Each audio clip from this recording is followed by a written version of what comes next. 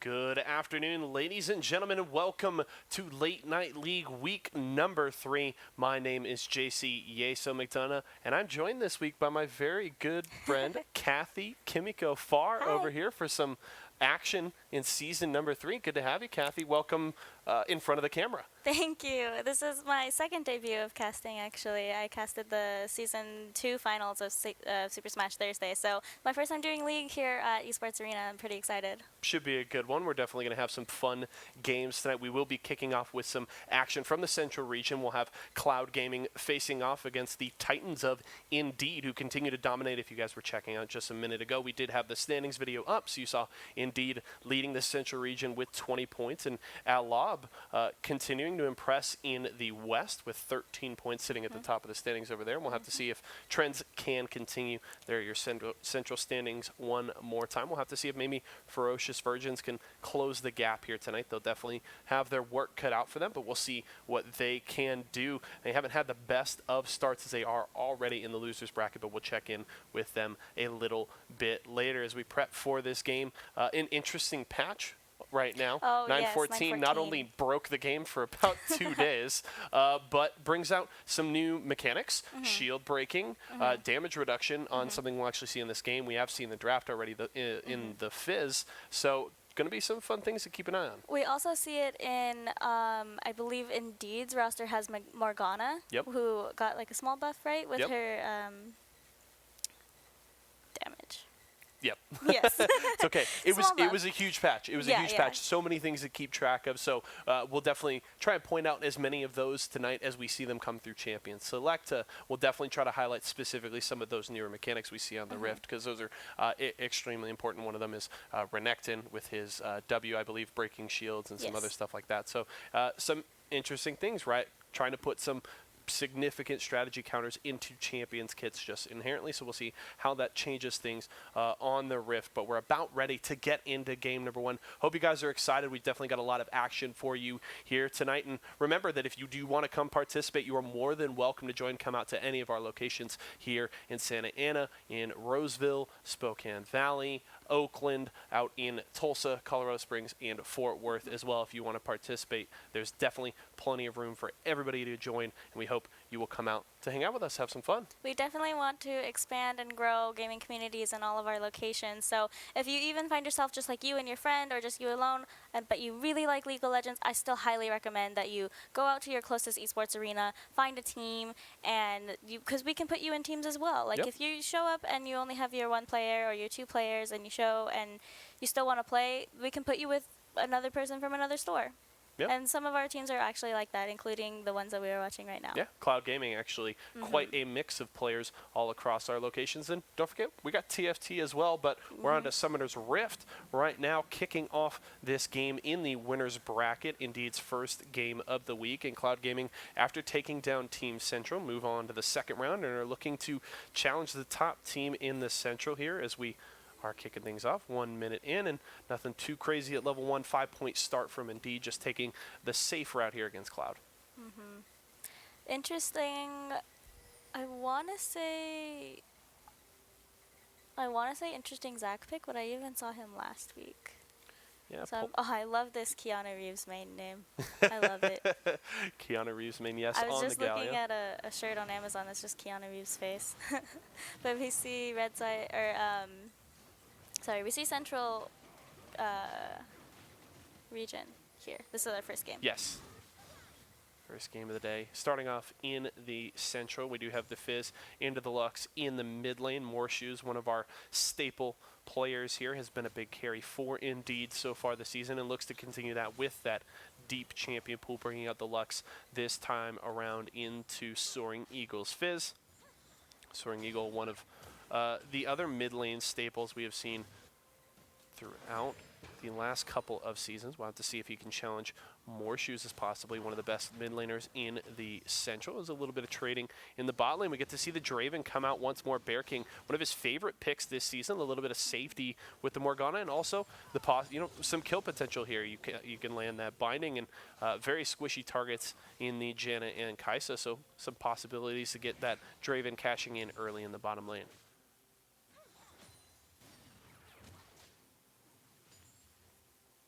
Nothing too crazy at the start here, though. Korean Banana getting the push going, forcing Keanu Reeves' main back towards her tower. Things staying fairly even bot, staying close in CS, and we'll have to see a lot of gank potential pre-6 for Polo Bear. From the Nocturne, you typically have to wait for that level 6 to get into the lanes, though he does have a bit of gank assist, especially if he's going up to the top side, but not as easy. So we'll have to see if Polo Bear can take advantage of that ganking ability before the Nocturne gets access to the ultimate. Good binding there onto Randy Newman. Going to be some solid damage onto the Janna. Backs away. There's going to be opportunities here as well, because the Janna's going to want to trade heavily with the Zephyr, a big part of her kit to reduce the cooldown on the shield, and just has a lot of inherent damage there. So we'll have to see how aggressive Randy Newman will play in this lane.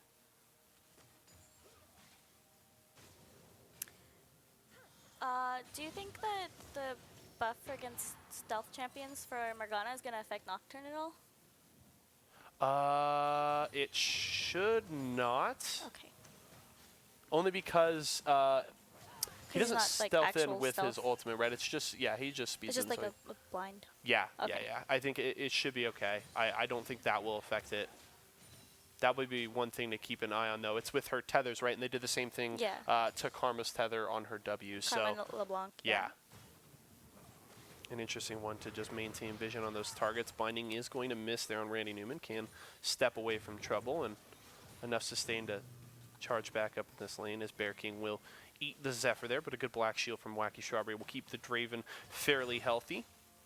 Good push, though, from Wings so far, as building a minor CS lead, as the Scuttle Crab on the bottom side will be grabbed by Bend Knee.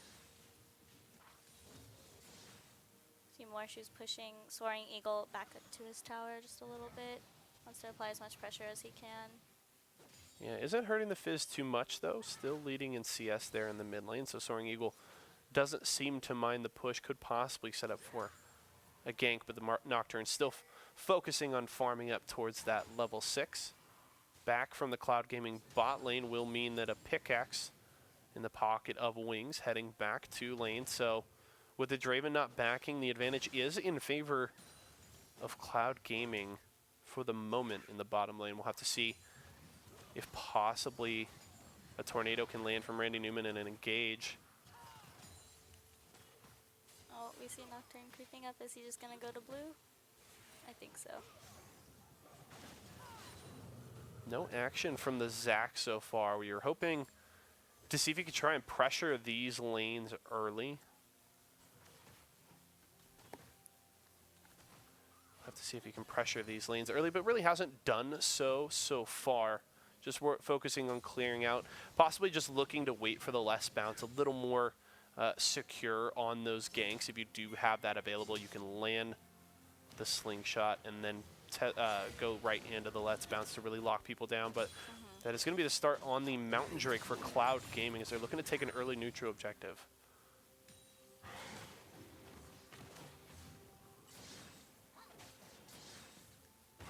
Soaring Eagle keeping really increasing his CS advantage towards more shoes. And they do end up getting that first dragon. Early Mountain Drake, not the biggest deal this early in the game. Typically you're hoping for an Infernal or definitely an Ocean Drake to help kind of prop you up in the laning phase and keep you on the map longer, but still securing the early mountain gonna feel good as they look to push for possibly more neutral objectives. Now, if you're the Nocturne, you can maybe look to play for an earlier Rift Herald or possibly go for some early pushes on towers if you can get a kill in one of the lanes. We'll have to see if that can help out Cloud Gaming here early as Polar Bear really just hitting level 5. Yeah, just hitting level 5. It seems that Bendany has been there for quite some time. Bear King gonna take some damage, not too much, able to get out of it with the assist of Wacky Strawberry. And it looks like it's a party in the bot side. Yeah, more shoes down here. There's 4 members of Indeed in this bottom lane, but the problem is they have Cloud Gaming backed up to their tower, so it would have to be a dive from Indeed if they want to get anything going. Maybe hoping Wings or Randy Newman take a risk to step a little too far forward. Here comes the ult from the Kled. Well. They're all going to pile right into the bottom lane. Randy Newman trying to flash away is going to get caught by the Kled. That's going to be first blood for the Lux. And a second kill to follow as Bear King chases Wings down. They do down. have to be a little careful because Soaring Eagle is right here in the river. Going to try and possibly collapse. Polar Bear has spotted out the Fizz, so we'll try and zone him away from the team. Soaring Eagle does have to just back away. Goes back to mid lane. So a great dive there in the bottom lane for Indeed. Gets them a great early lead. They could probably get a plate or 2 off of this. Not the full tower, obviously, but pretty good for them. 2 kills securing against Cloud Gaming. And huge, too, because Bear King already came down to bottom lane with the BF sword, then gets the cash in with the kill onto Wings. So the Draven's going to be feeling very good in this laning phase. Does spend both of his summoner spells into that fight, but Bear King's not going to be feeling too bad there. Still has both summoner spells on Wacky Strawberry to protect him as well as the Black Shield. So Indeed, feeling great right now.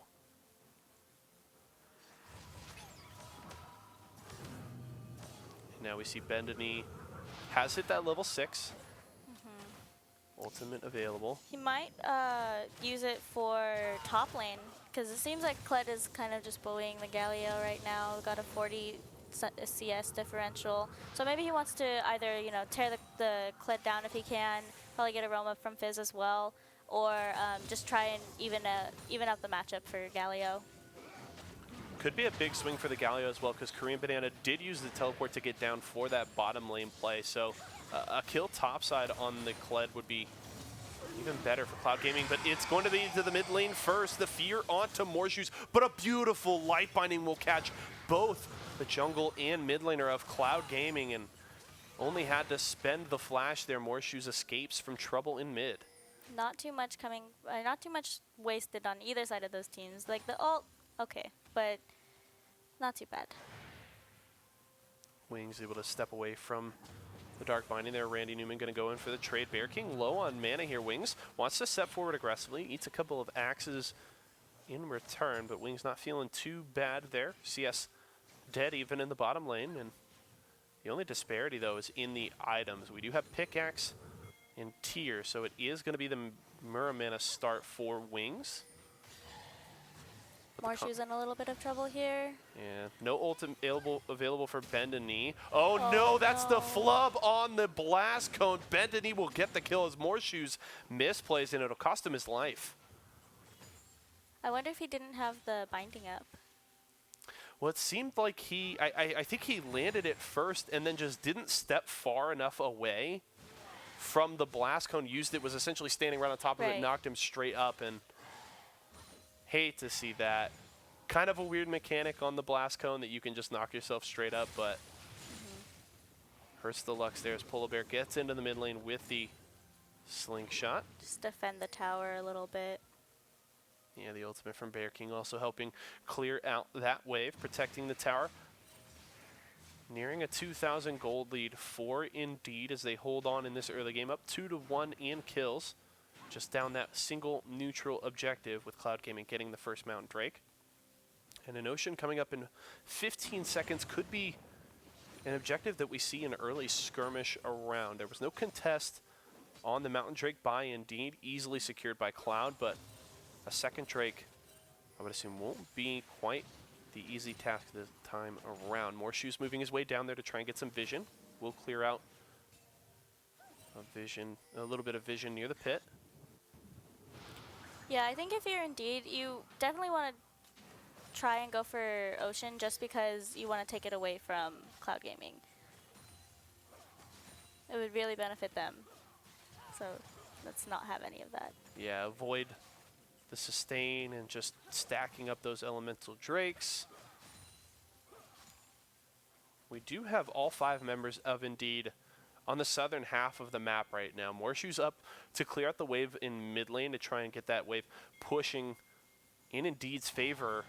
Cloud Gaming is responding though. Keanu Reeves main roaming down early, not using the teleport. Will use the Galio ultimate to join in. They're going to try and chase down Wacky Strawberry. There is the stopwatch to buy a little time. The Infernal chain or the chains will not be enough though. Wings going to grab the kill, and that means Cloud Gaming has the inside track on another Drake here.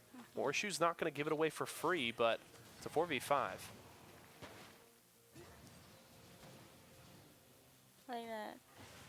Yeah, they are committing to it. Looks like they'll be able to take it unless More Shoes lands a really great ult here. Looking for the a little ult. bit Ooh, the too early. slingshot in for the Zac, nearly getting the steal, but is going to get the Let's Bounce in the middle of the team, knocking everybody around, but taking a lot of damage. There's no follow-up from the rest of Indeed here, and Cloud Gaming looking impressive early on. They're going to get their 3rd kill of the game. They secure the 2nd Drake here, and they're closing that gold gap, now down to just 700.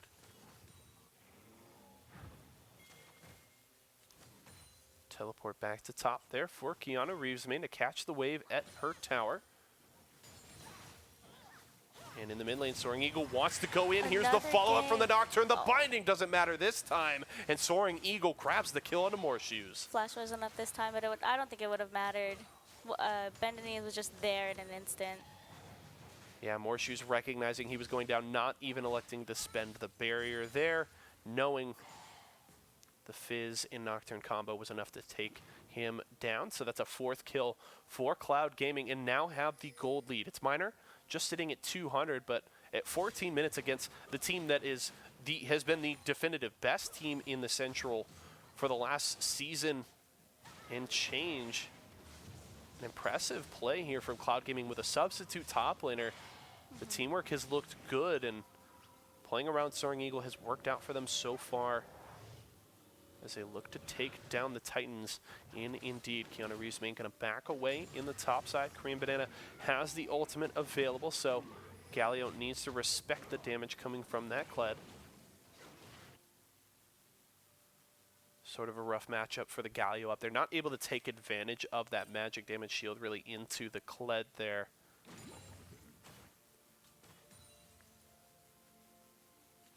Indeed, looking to possibly make another play around this bottom lane. Bendany up on his red buff, and without the ultimate available, will not be able to respond on that side of the map. We'll have to see if Polar Bear can get something going here into the Tri-Brush, but is spotted out by Cloud Gaming. Good warding from them to track the Indeed jungler. Soaring Eagle possibly looking to roam down. There's the slingshot from Polo Bear. Good tornado from the Janna. Can he catch Wings? There's the smite to slow down, but the killer instinct. Ooh, there's the ult from the Janna trying to buy some time. Wings is going low, but that's the shutdown for Bear King. And Soaring Eagle not close enough. That's a kill for Indeed, and the cash in for the Draven. It's going to push them ahead in a gold team global as well. Gold lead. Yeah, about 1,200 2K. gold. And the Draven already sitting on the Bloodthirster, gets to cash in one more time, and 129 CS in his pocket as well. Is going to grab another plate or two, possibly even the tower with this push, as the response is going to be late. But Bendany is heading towards bot lane. They're backing away now, but this could be trouble. We'll have to see if the ultimate comes out. There it is. They're trying to get after the Draven. The Black Shield will buy a little bit of time, but he's still going to be feared. The knockup. Here's the Fizz, and Bear King's going to go down there. Shut down gold to the Fizz. Just a party in the bot lane. Everybody is going down for the fiesta in the south. Soaring Eagle heads back to mid lane, possibly looking to catch out more shoes. And Cloud Gaming continuing to counterpunch this Indeed lineup, feeling confident right now and continuing to find good plays. 2-0-3. Soaring Eagle, a great start here on the Fizz. Already has the Proto Belt, looking to finish that second item as well. And more shoes, just 1 and 2, had a solid kill and a solid response to that first gank from the Nocturne. But really, other than that, has been pretty invisible so far in this game. Keanu Reeves main was able to catch up a little bit more close to Korean Banana now, sitting on a level 9. That's going to be the hardest part here for the side of Cloud Gaming, is that big disparity on the top side. Obviously, you get a lot of value from those Galio ultimates, especially if you're using it onto Bendany, who's ulting into the backline, hopefully. But the Galio is going to go down so quickly. Obviously, the tanks are always going to scale fairly well, and we will expect a very tanky build from the Galio. Not going to expect a lot of damage, but it's going to take a long while for Keanu Reeves main to catch up to Korean Bananas Kled, who has been very good so far, leading by nearly 100 CS, working on a first item, has 2 assists in his pocket as well. So Indeed has a little bit of insurance so far in this game. Next Drake up in 10 seconds. It will be a second Mountain Drake. We'll have to see if Indeed can set up the right play this time. The pick for Cloud pretty much secured them the second Drake in that ocean. If they can get another pick here, could mean 3 for them, as Bendany is down to the bot side.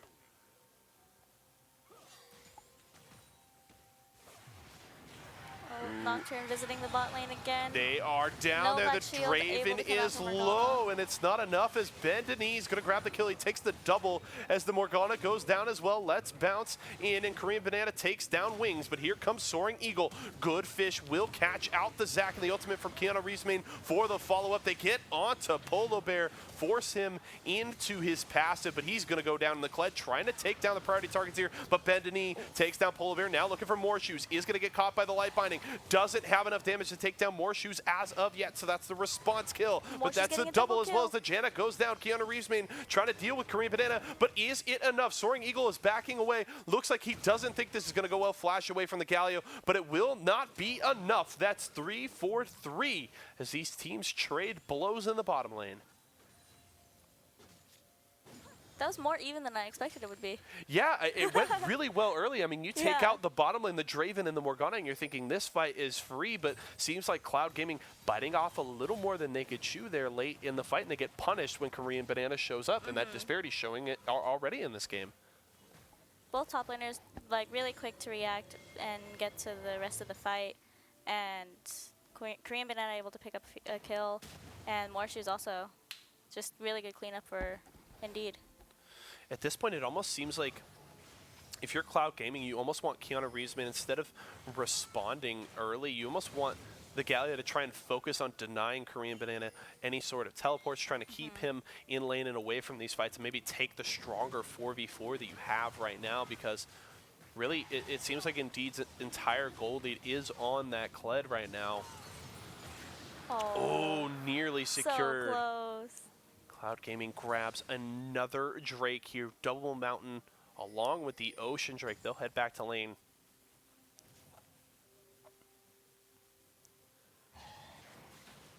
Despite losing that last fight, they're still feeling pretty good, down about 2,000 gold. As Indeed looking to threaten the tier 1 tower in mid lane. Responses here from Cloud. Korean Banana up on the top side, as we mentioned, teleport and ultimate available. Ultimate from Soaring Eagle will miss. And Indeed just elects to back away. Doesn't have the wave to continue to threaten the tower. We'll see how long they bide their time. Korean Banana may just elect for the split push here. Already a 1-0 lead in towers for Indeed. He could make it 2. Does seem that Korean Banana still up there in the top lane is going to force a response out of Cloud Gaming. Galio on the way back up.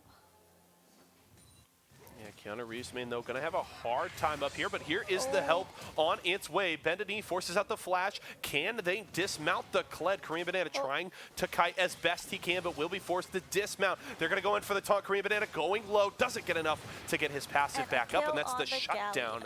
And the kill, yeah, that's going to close that gold gap significantly there. Keanu Reeves got to feel good about that, as 3 of Cloud are pushing him mid. Flash away from Wacky Strawberry. Way too late there. Here comes the Fizz. Killer Instinct from the Kaisa. Polo Bear going into Let's Bounce, but is it enough? Wings just continuing to free fire onto the Zac. Soaring Eagle goes in with the Troll Pull. Will get the kill and survive, as that's another 2 in mid lane. 4 kills across the map for Cloud Gaming. And that was what we were just talking about earlier, back to the first fight that we saw with Keanu Reeves engaging in on the on the Kled and having Bendany's there just to back him up, and they were able to secure that kill. And then immediately in the mid lane, we were able to see another fight. Pretty even. Yeah, good job from Cloud Gaming to once again regain that gold lead. It's minor, but still 600 ahead. They grabbed that first tower to even up that count, and they obviously have the lead in the kills. So Cloud Gaming looking very good. This is the most vulnerable we've seen Indeed this season, at least on stream. They have consistently just been able to dominate through early and mid game and finish off very quick games, but Cloud Gaming right now giving them all they can handle, and we'll have to see if this is Indeed's first loss of the season. Keanu Reeves using the Hero's entrance to join the team in mid lane. Top lane tower will fall, so Korean Banana finally able to take down that structure, punishing Keanu Reeves for staying with the team maybe a little too much, but here comes Bendany into the mid lane. Bear King trying to kite away, but it's not enough. Wings grabs the kill, but there's a beautiful final spark from Morshoes, but the targets are too high of health. Wacky Strawberry is going to go down to bend the knee, and the Nocturne continues to carry for Cloud Gaming. 4? Those 3? 3 kills there, yeah. Korean Banana stays top, and Morshoes is just able to kite away, but 3 for 0, and they're looking to turn for Baron here.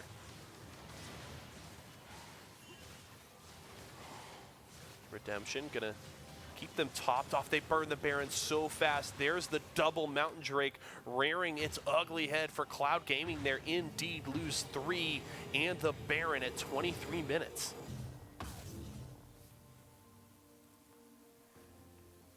How do you feel about the arcade skin map?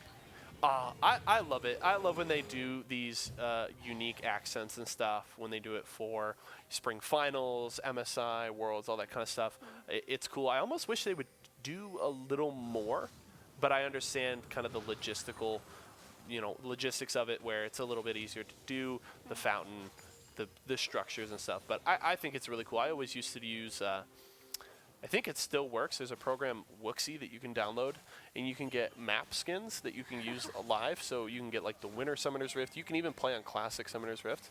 It's really cool. I used to do that all the time. It's awesome. It looks so bad, but it's so fun.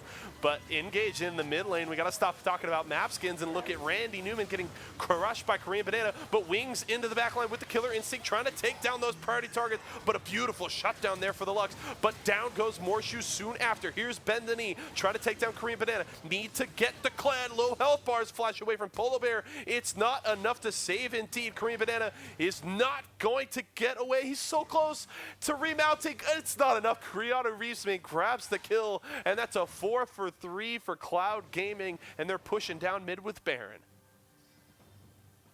Yeah, these fights are just way closer than I was anticipating just a little bit earlier. But with the Baron buff, they're just able to get that extra kill, and that's really going to say a lot for them. It will mean a third Mountain Drake here for Cloud Gaming, unless we get a Miracle Steal here. The axes from the Draven come through. Yeah, it is going to go down.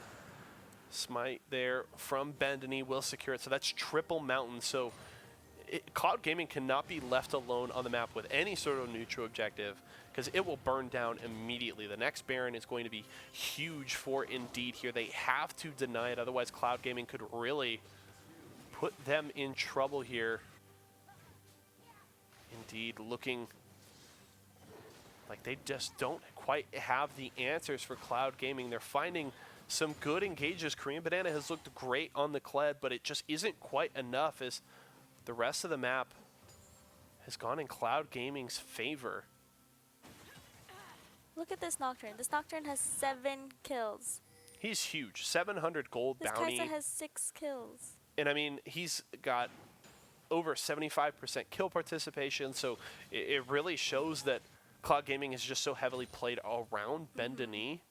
He's already sitting on 3 full items, has the Last Whisper, as well as his completed boots. So this Nocturne is huge, and that's going to be really the key for Indeed in these fights now, is you need to take out Bendany, because if you can't, he's just going to be running rampant throughout your team. Top tier 1 falls in favor of Cloud Gaming, even up the tower count, as the mid lane could see some action here. Here comes a Kled trying to charge in. Wings able to flash away, but it is not going to save his life. Korean Banana grabs the kill. Down goes Randy Newman as well, and Indeed finds a positive play, the double kill in mid lane. And now we'll have to see the response from Cloud. They're still roaming as a 5-man unit. There's the response we were just talking about. Fizz was able to take the bottom tower. More gold in the pockets of Cloud Gaming. Keanu Reeves being really going hard for this bottom lane tier 2. Bendany down here to help out, should secure it quickly. And they'll have to escape as Indeed wants to get in here. Uh-oh, binding onto the Galio. This is going to be trouble as he's just going to get CC chained, trying to take out the Morgana here. Does the Galio have enough damage? It does not appear so. Bear King should be able to finish this off. Cash in on the Galio and grab the shutdown there as Keanu Reeves' main falls. Good thing that Bend the Knee got out. I mean, if you're going to lose one of those two, you definitely want to drop the Galio, because there's just too much gold on that Nocturne. But still, Cloud Gaming punished a little bit for those aggressive pushes. Yeah, we got a 700 gold bounty on the Nocturne's head. Bendany does not want to die, because it will be a huge influx of gold for any Indeed member that's able to take him down. Ideally, you want it on the Draven or the Lux here. Really get them moving. They're holding strong, CSing well, but still, gold is in favor of Cloud Gaming. Try and close that up here. Wings will take a little bit of damage there, but Cloud Gaming wants to try and threaten another tier 2 tower. Baron up in under a minute, and that's the objective that Cloud Gaming is going to look for. Now the question is, teleport is available for Keanu Reeves' main. Do they elect to put the Galio bottom lane to try and get the split push threat? It's risky, as Korean Banana has his teleport as well. I feel like if you're going for a split push threat, if you're Cloud Gaming, I feel like you put the Fizz more, just because he's so fast, but you need him for the Baron. Yeah. With Triple Mountain, I mean, you can burn it down pretty fast with just the Nocturne Kai'Sa. It's not going to take that long. It's just if you get engaged on and you have the Fizz bottom lane, right, without the teleport, he can't join the team. So you have to get that ideal start on the Baron to be able to burn it and get out before Indeed can get a fight at the pit. Looks like they are going to make that decision. They did set up some preemptive wards here, so they should be able to take it pretty safely as long as no one catches them out.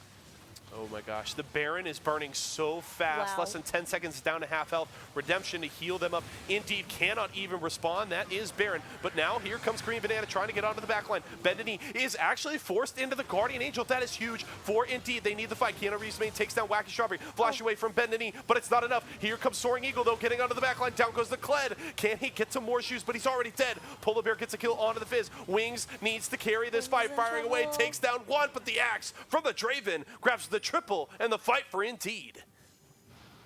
Wow, I take everything I said back about them being able to take the Baron safely. It looks like they were like out of just nowhere. Indeed showed up and was like, "Oh, you just got Baron? Well, I just killed 3 of your teammates." The Draven just popped off.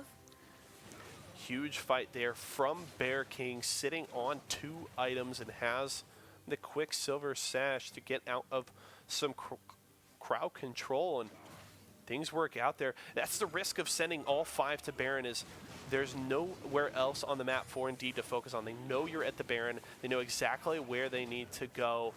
And the fight does not go in favor of Cloud Gaming, and that's a huge influx of gold for Indeed. This gold lead now just down to about 2,000 at 30 minutes, and really does not mean a whole lot at this point in the game. Cloud Gaming with a single Baron buff available on Randy Newman, who was able to escape, but not the map pressure you're looking for when you get that Baron.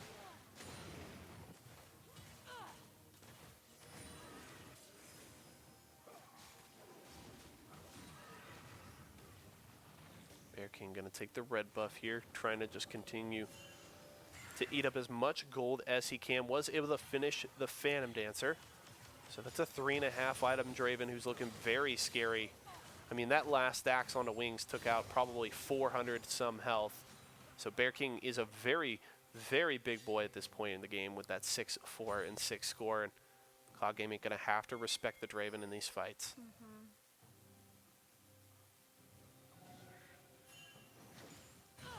And he's got a lot of protection available to keep him safe too, with the Morgana and the Lux.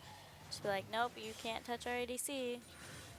And a big front line as well just makes it difficult to get access to that Draven in the first place. And then, as you mentioned, with the Black Shield and the Prismatic Barrier coming from the Lux, it's going to be hard to burn him down as well. Tons of sustain with the Bloodthirster. So really, Bear King set up to carry in this game.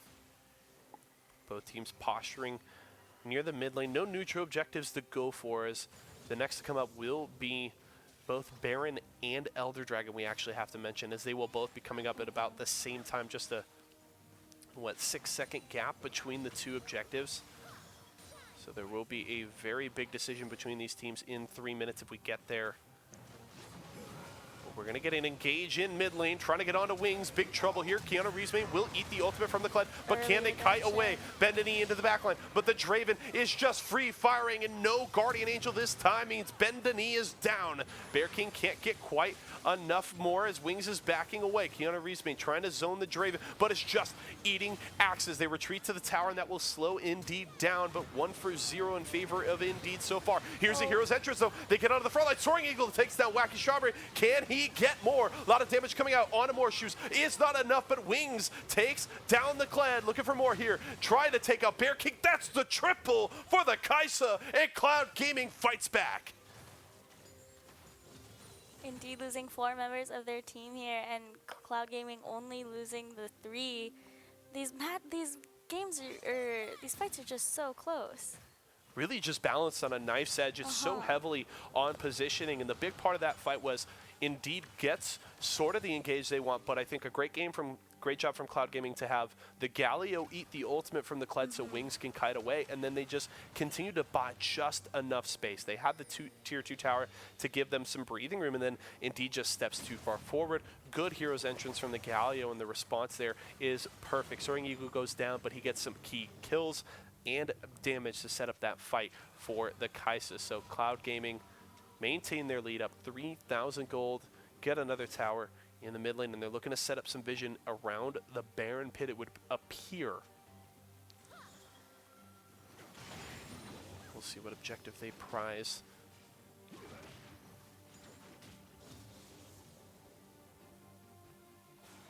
Indeed, looks like they really want to deny this first Elder Dragon. Gonna set up some vision around that southern part of the river.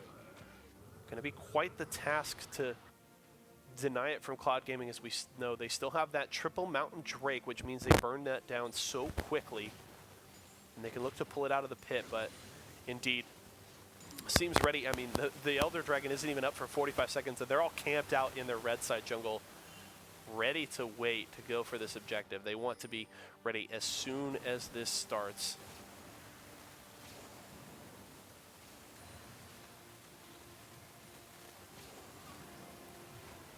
Benini's going to ult down to the bottom lane, looking to go by himself, but here comes the ultimate from the Galio. Going to get the knock-up as they try to get to the backline. Benini still has the Guardian Angel, and Soaring Eagle takes down Wacky Strawberry. Now they need to look for the Draven. Bear King just firing away with the axes. Good taunt from the Galio. Can they get onto Bear King? Soaring Eagle dashes into the back, but the Galio is dead. Benini can't get to Bear King as he takes down Soaring Eagle, and Cloud Gaming go over aggressive. They lose 3, and they will most likely lose this Drake. We'll have to see. Here comes Indeed up to the pit. Janna and Nocturne nearby, but this is most definitely going to be an Elder Dragon for Indeed. Looks like Cloud Gaming's going for the Baron. This is actually taking a little while comparatively.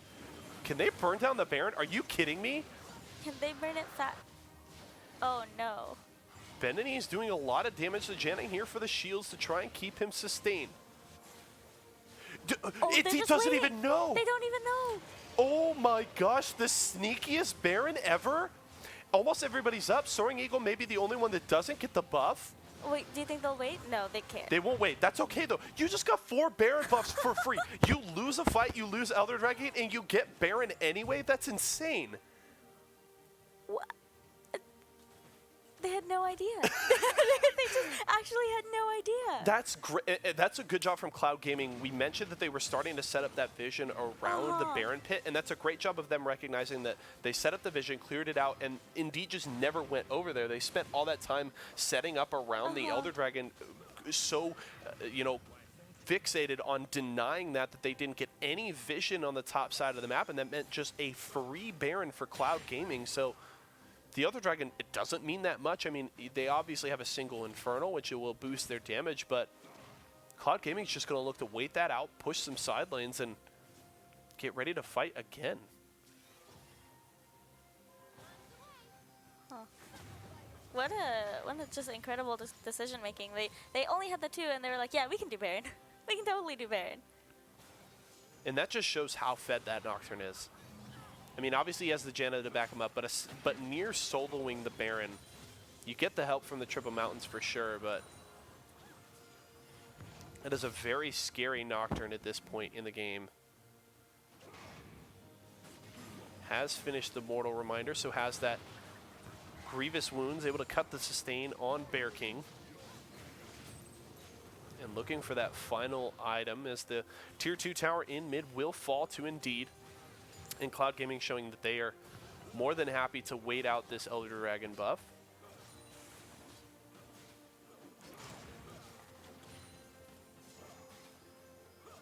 Indeed here, looking to try and continue to apply pressure in the mid lane. Not as easy into these baroned up minions. Side waves are matched here. Indeed has top lane pushing in their favor, but Benini will go to clean that up. Bot lane is working for Cloud Gaming so far, as Indeed walking all the way back to their base. Don't want to get caught out, recognizing some of the lacking in vision that they've set up here.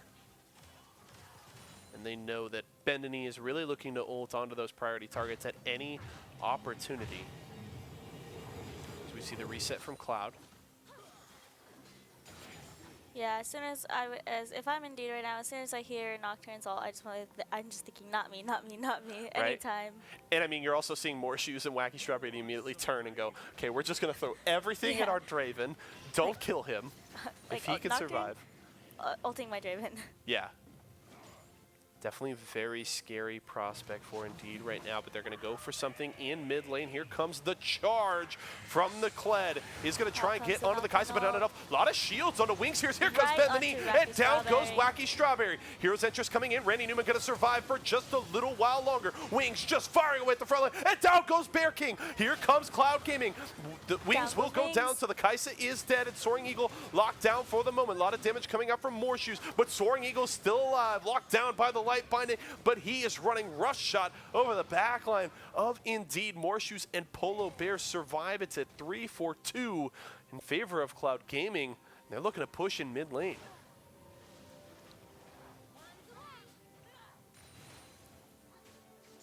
Wow. They're just still so even. I really can't even make a prediction on which team is going to win here.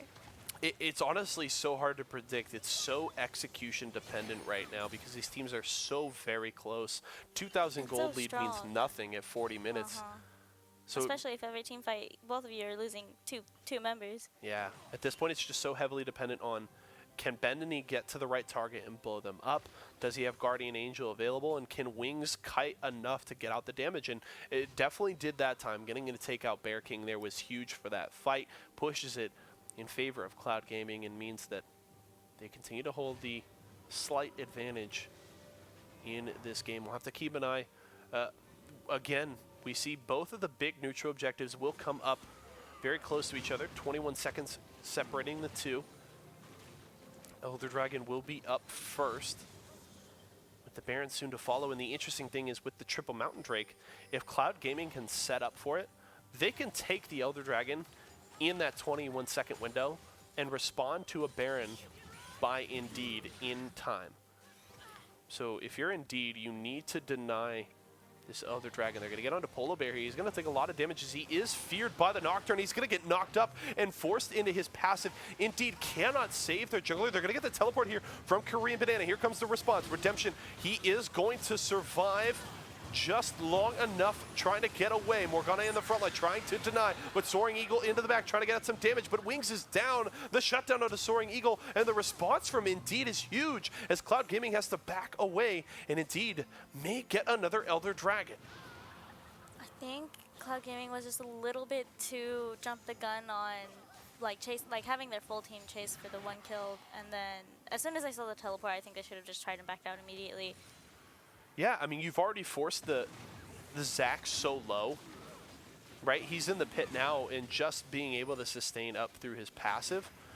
But I think you got to take the little victory there, recognizing that you've essentially taken out the jungler right before a big neutral objective. But there is the damage onto the Janna. Randa Newman taking a lot here. Is going to go down to Morshoes, and Bendany has to back away. Indeed, zoning off Cloud Gaming. They will secure a second Elder Dragon. They're getting the neutral objectives when it counts, and now they're going to look to rotate to Baron. Wings is up, but we got a long death timer there for Randy Newman, 35 seconds. So it's a 4v5 for Cloud Gaming at the Baron. They need to respond. A little bit more vision on their side this time, which is a good sign. We'll be able to see the... Oh, maybe not. Baron is not burning down very quickly, but it looks like the response will just be way too late from Cloud. Here comes the ultimate from the Nocturne, but the Baron is already gone, and Bendany will go in all alone, goes down to Bear King. And the hero's entrance as well. The Galio's in trouble. Wacky Strawberry going low, but it doesn't matter. Bear King gets the double, and here comes Indeed. I don't know about that one. Do you think the timing was just off, that they meant to go together? I think the timing was bad because, honestly, they dropped the blue ward to spot out the Baron take. And I think you need to recognize, I think Bendany backed way too late, which meant that he was responding way too late and his team wasn't with him. So I really think it was heavily just around the Nocturne's back timing. He needed to pretty much back immediately after getting zoned away from the Elder, because you should have known that the immediate move from Indeed was going to go to the Baron. And I think that may cost them the game here. The push is coming through. Wings is locked down. Is going to get just piled on and taken out by Morshoes. Soaring Eagle going low as well. And Indeed, with their biggest challenge they've seen yet this season, they will fight back and grab the win over Cloud Gaming in the Central region. In just under 45 minutes. That might be the longest game that we've seen from Indeed. One of the longest games we've seen from Indeed, one of the longest we've seen just this season, because so many games are finishing between that 25 to 30 minute mark. Really, teams get a solid fight, get that first Baron, and are so often able to push through to a victory right away. So crazy that one was dragged out so long as Cloud Gaming couldn't really find the play to really knock out Indeed. They hung in there throughout this game, and Indeed finally gets the play that they need at that second Elder Dragon, go to the Baron, and are able to win it off of that buff.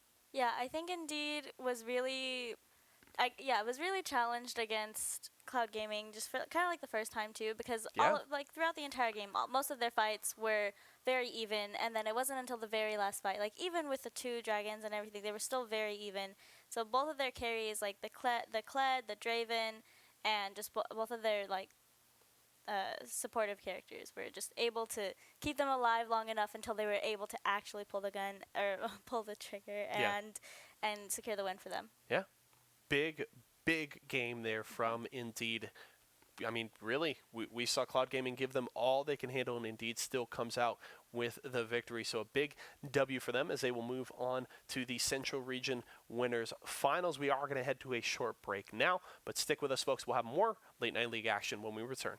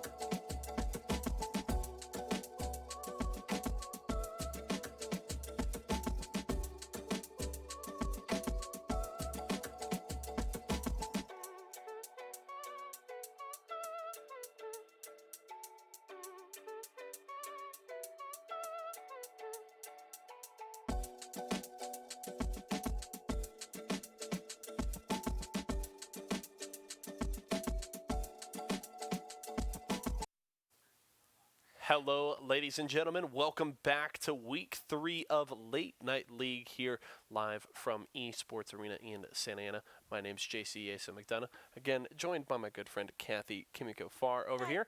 We got one game in the books, and we have more action coming to you from the West. So definitely some exciting stuff coming down the pipeline. But Kathy, little love. So just want to give a quick shout out to It's Wang Bro in chat. Thank you so much for supporting the stream with a Twitch Prime sub. We really appreciate it, and we can see you spam all of our location emotes and give a little love to all of them. We just want to say thank you so much for that. But as we were saying, we do have a Western region game coming up soon. I believe we're going to watch. It's got AHS and Grizzly Gaming. We have it. Yeah. We have the pick and ban going on right behind us. There we awesome. go. Okay, so here we've got some Jarvan, some Kaisa, some Morg. Yeah, some interesting selections here as the Silas still showing up in pick ban, along with the Xayah Rakan bottom lane here for Grizzly Gaming. So an interesting composition set up by them, and quite a bit of engage from the AHS side with the J4 Malphite combo. Tom. How about QST's clan? Cats? I love it. Yeah, I knew you would. Well, now I'm just sad that he didn't go Meowkai. Meowkai, oh, it would have been perfect. And then they have to have the Rengar April Fool's Day skin. The Rengar kitty. Yes. I cannot get over What? the sound of him jumping out of the brush on that skin. It's amazing. We get the Graves pick here from AHS. Okay, apologies for that. Yeah, Swapping the graphic just there as AHS is on the blue side. So that will mean we actually have a solo lane Rakan here. A solo lane Rakan. Yeah, it looks like he'll be up in the top side matched up with Tom's Malphite there. So an interesting end to the pick ban there. Both of these teams are actually from our Oakland location. So if any of them are watching, spam that NorCal emote. Shoutouts to Oakland there, AHS and Grizzly representing here in the Western region. They are in the second round here after AHS took out Titan Gaming in their first game. Grizzly Gaming waited for them here in the second round and looking to move on to the winners bracket final. These two teams duking it out. So we do have Xayah Rakan into the Morgana Kaisa here. A fun matchup there in the bottom lane. We'll have to keep an eye on Humming Humming Ace, maybe? I'm going to go with Humming Ace, I think. Yeah, Humming Ace there on the Morgana. Going to need to be on point with the Black Shields to keep the good Isma. Okay, yeah, it's not a solo lane Rakan. What are you talking about? Yeah, it is. Here? No, Oh, it's did I not. say Rakan? Ari. Oh, I meant to say Silas. What am I talking about? Yeah. Solo lane Silas. I Okay. misspoke. I wasn't trying to say Rakan. I was trying to say Silas because we've seen a ton of jungle Silas over the last patch or so. But we will see him actually in lane because his wave clear was severely nerfed in patch 9.13. So that's why we didn't see him a lot there, but still saw him in the jungle. But it's a solo lane Silas. No, solo lane Rakan. I love Rakan. Stick to support. You don't need to go in any other lane. It's okay. Yeah. Pretty excited though to see what that. I haven't seen Silas. I think this season actually. I don't think we've seen him a lot here, honestly, and I think it lends a lot to the nerf to his solo laning. Which came pretty much right before our season started. And then it really has seemed like not a lot of junglers have picked him up. It was kind of a short time there where he was in the jungle, and maybe a lot of junglers just late to pick him up because you really didn't see him in that role a lot. So not really too surprised there. We'll have to see how things shake out here. But back into the top lane, we'll have to see how he can handle this matchup into the Malphite. Shouldn't be too bad. Pretty safe lane, and definitely a great ult to steal with the unstoppable force there. So certainly the Silas has some opportunities, can also maybe steal the Cataclysm from the J4.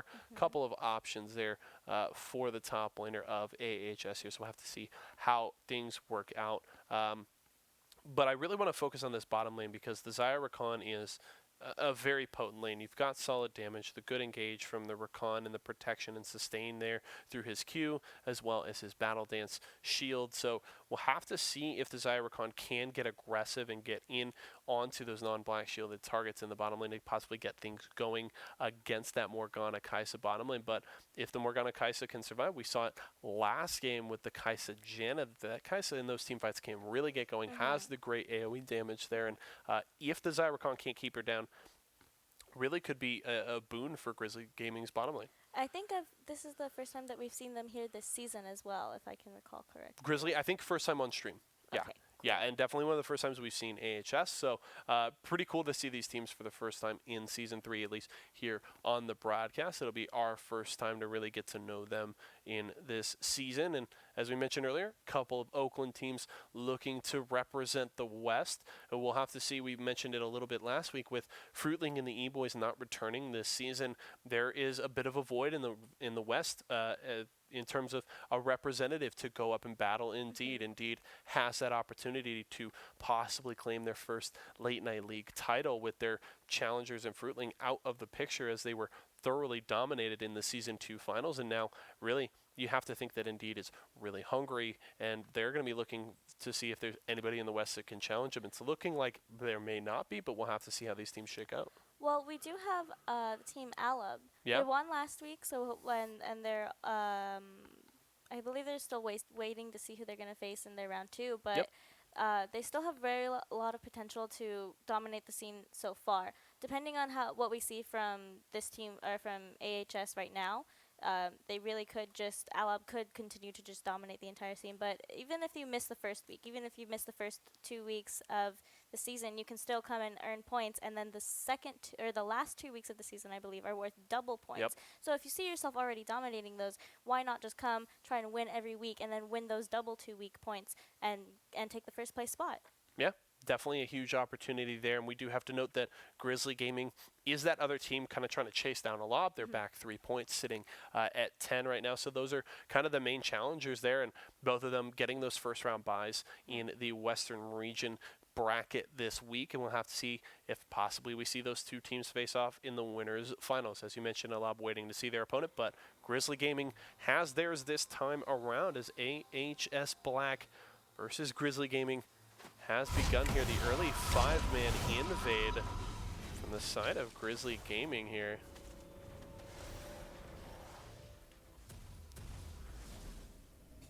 They will just drop down some wards though.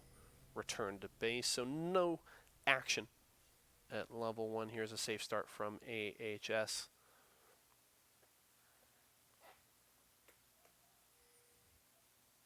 I was taking notes on I was taking the roster notes There you go. so I can see them later on. Yeah. Got to keep track here. In the mid lane, we do get the Orianna versus the Ahri here. NHY versus El Oso. And pretty standard matchup in the mid lane. Nothing too crazy. A couple of control mages. We'll have to see if either of them can get any significant pressure in the laning phase. NHY may have the best opportunity. Uh-oh, top lane's in trouble. Feng-Ji forced the flash away. That wasn't worth, Tom. I mean, he forces out the flash, which is great, but Feng-Ji, the disrespect, the flash in. What are you doing? You know he stepped into the brush there. Feng-Ji steps forward, disrespect to the J4 there, and that means he will lose his life. The kill going to QST. That was interesting. I think it maybe expected another sidestep from on the side of Morgana. So that finding is just a little bit off target, but Morgana gonna go down on the bottom side. I'm taking a look here in the mid. Not too much pressure from either of these champions. Yeah. NHY trying to get a little bit of an early push going, force El Oso back towards his tower. Feng-Ji wants to go in top side. QSC very low on mana and actually low on health. This could be big trouble here. Is that going to be the solo kill response? The problem is Feng-Ji doesn't have the flash. That means QST just able to survive there. Will back to base and now actually has teleport, so can get back to lane. probably about the time Fengji will get this wave towards that tier 1 tower. So very scary moment there for QST, but works out just fine here. He's able to teleport back into lane with a Ruby Crystal. He's going to be feeling quite all right so far.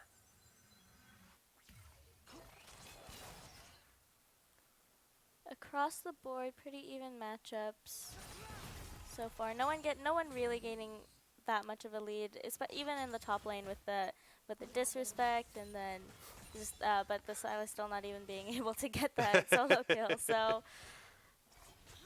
I guess we'll just have to see. Fengji, you got to put some respect on his name. You can't just walk up to Tom there after he just walks into the brush. You already blew your flash. And you give up first blood there. 200 gold lead, though, for AHS Black, despite giving up that first blood to Grizzly Gaming. Into the mid lane now. Tom still trying to get some work done here, forcing the flash there out of NHY or 9. Not sure how to pronounce that. Apologies if we mispronounce it there, but the Graves, like, Ishu? Exu? Right. It's hard. We're going to do our best. Graves is Graves. Ari is Graves Ari. is Graves. Yep. You know, it all works for me. Champions are just fine in my opinion. Fengji getting pushed in on the top side. QST with a minor CS lead here, up by about 10, as Fengji is going to try and absorb this wave as best he can. A little more poke from the Malphite, but low on mana. QST will back away and look to get some vision down.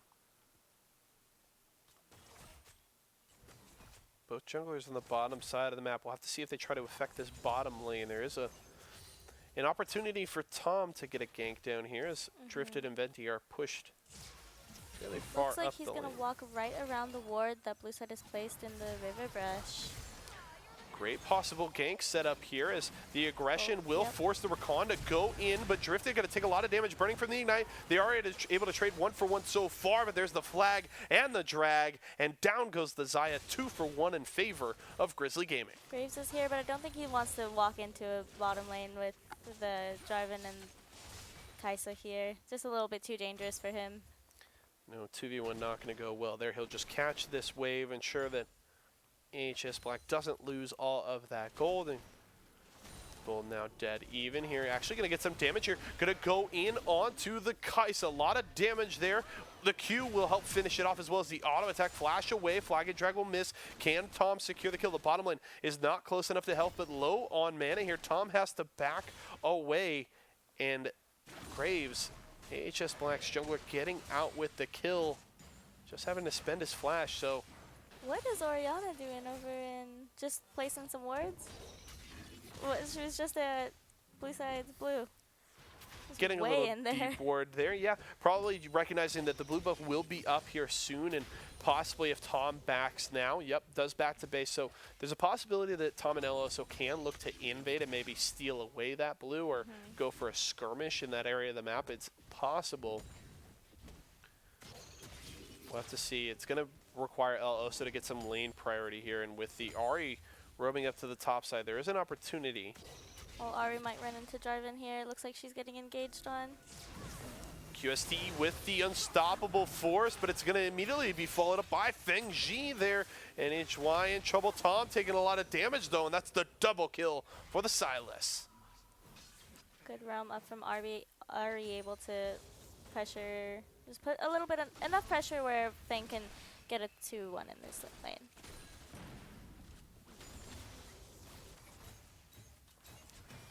Feng now with the 2 kills under his belt, as well as a minor CS lead. Going to be feeling great. He can push another wave into the tower here. It means just denying more gold from QST, who didn't have the teleport to return to lane, and now Eloso forcing his way up to the tower in mid lane, as AHS Black does have a 2,000 gold lead. They're feeling so pretty good. That little interaction. The voice lines with Xayah and Rakan are great. Dream couple right there. Drifted over the wall to deny the blast cone there from Grizzly Gaming. Looks like AHS possibly wants to set up at least some vision around this Ocean Drake. I'm going to go with XU is not on that side of the map, so they can't look to take it yet. But it appears they at least want to deny the start from Grizzly Gaming. Coming Ace wants to go in. Tom's down to the bottom lane, looking for the flag and drag, but a good quickness from Drifted. Denies Tom the engage there. We'll see if Grizzly Gaming tries to just brute force this Drake with the numbers advantage, but NHY is on his way down to at least drop a ward. I'm gonna take a little bit damage from this Oriana. Got a Morello's on her. Sitting on that early lost chapter there, the Oriana feeling pretty good. Well, A lot of mana here, but the Ocean Drake has been started. Beautiful grand entrance. Venti with the ultimate. The Blade Caller sets it up and takes him down. That's a double kill for Fengji and Venti, and the Ocean Drake taken by AHS Black. What a huge fight there for AHS. QST and Fengji dueling up here as Fengji teleports back up to the top side. What a beautiful setup there by Drifted, getting in with the grand entrance to set up an easy ultimate into the Blade Caller there for Venti. 4 kills for 0. The Drake gonna grab some plates in the bottom side, and just like that, a gold lead that was sitting at about 1,000 has suddenly ballooned to 5,000 gold in favor of AHS Black. Jarvan visiting the top side, visiting Fengji. I'm gonna secure that kill for Malphite. Yeah, not enough sustain that time around for the Silas. Fengji punished, pushing up so far, and Without Grizzly. any real vision in the river too. Just overconfidence there from the Silas, and it does cost him. Sitting at the score of 4-2-0.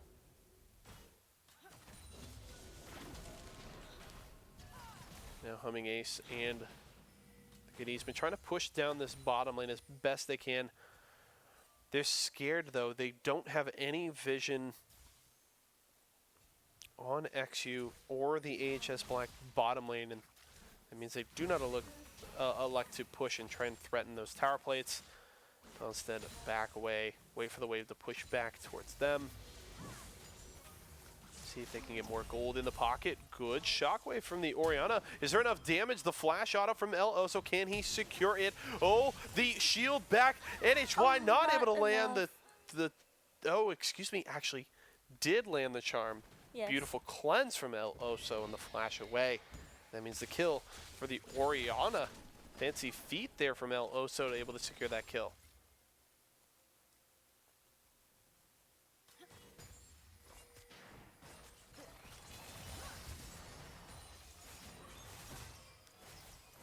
Venti now looking to push in the bottom lane, has the Caulfield's Warhammer as well as that BF sword, feeling pretty strong down here.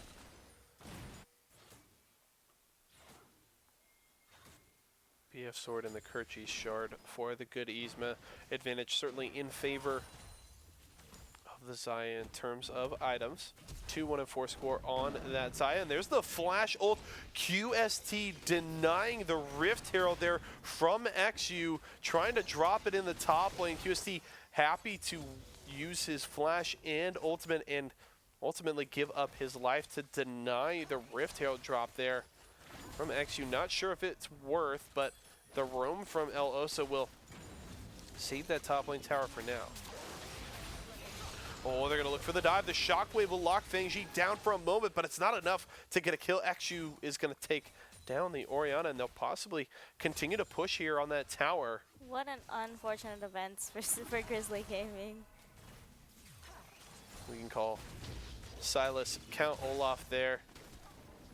Taken down The Grizzly Gaming mid laner, and they're looking for another the kill here. Dragon's gonna QST taking deviate. so much damage. The return from the Q of the Graves will get the kill. Cataclysm isn't going to be enough here. Tom is going to fall as well, and things are just falling apart for Grizzly Gaming. It's a graveyard in the top lane, just kill after kill after And we had kill. game one Fiestas in bot lane, and it's just switched sides of the map this time around. Venti going to get the kill, the double in the bottom lane, and like AHS just crazy right now. It looks like they're gonna take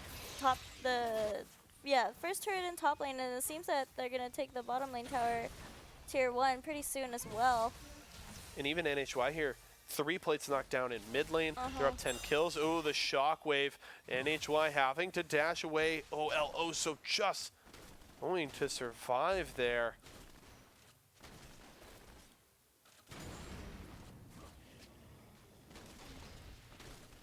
XU clearing out his jungle. 3-0-7 score on the Graves right now and a 550 gold bounty. So a great start here from the AHS Black jungler. Has been all across the map trying to start plays, and probably the best part there has been that XU has been able to focus a lot of his attention up to the top side, trying to get Fengji going, who's 6-2-2 on the Silas, and that has meant that Venti and Drifted, they've been just fine. They haven't needed the jungle pressure. They've gotten a huge lead just onto their own. We mentioned that they had the opportunity to really push this matchup in their favor if the Black Shields weren't coming out quick enough from Humming Ace, and if Drifted was using his CC the right way, and it has worked out so far as a big lead for Venti in the bottom lane, and a 9,000, nearing about a 10,000 gold lead for AHS Black, and we haven't even hit 15 minutes.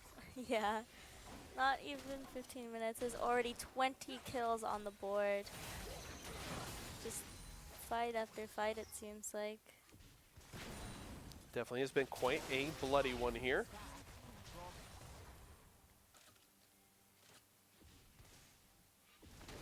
Now the push coming in the mid lane, they've got to respect. Bush. Yeah. Are they going to put Vision there and find him? Maybe not, but perhaps they're also just going to back out. Graves is going to run into him. Yeah, looks like he wants to try and zone Tom away. Really, at this point, Grizzly is just looking for the Wombo combo. They want the Malphite ultimate into the Shockwave as well as the Cataclysm there to lock down AHS Black. One of those perfect combos. Yeah, it's going to take some really good execution. And, I mean, as long as AHS Black respects the engage and doesn't push too far forward, they should be able to avoid it. We'll have to see. I love, oh man, look at Fengji, 6-2-2, buys the Medjais here, second item. Really going for the greedy build here. It may work out. He has gone over aggressive a couple times, so has been punished. But yeah, I mean, I'd be feeling pretty good with myself with that scoreline. He wants more here. There's the unstoppable force onto Tom. He's got the AP to back it up. Tom going to take a lot of damage here. That's the kill for Fengji. He's stacking up the book, looking for Humming Ace. The double kill for the Silas. And up at top lane, XU just up here. The split push jungler. Don't mind Graves. He's just split pushing. He's taking your jungle and he's taking your towers too. He's just busting this map open right now. 4 towers to 0 there in favor of AHS Black. He's going to take your jungle, securing the red buff there, rotating now to mid as they look for another tier 2 tower in the mid lane. And Fengji is bot side as well. Really clinical macro play from AHS right now as they're just suffocating Grizzly Gaming with all of this pressure. They are definitely utilizing their resources to their advantage, just pushing in everywhere they can. And when they're not where you think they're not pushing, they're taking your jungle. They're taking your resources. I mean, we just saw all 3 tier 2 towers fall in a 2-minute span 2 minutes. there for AHS. XU just walking top to mid to bot, knocking all 3 towers down, and that means that gold lead grows even more. Now we're sitting at, what, 13,500 gold at 17 minutes? I mean, I feel like at one point here we're going to hit them having built 1,000 gold lead per minute. It's insane just the pace that AHS Black is playing at.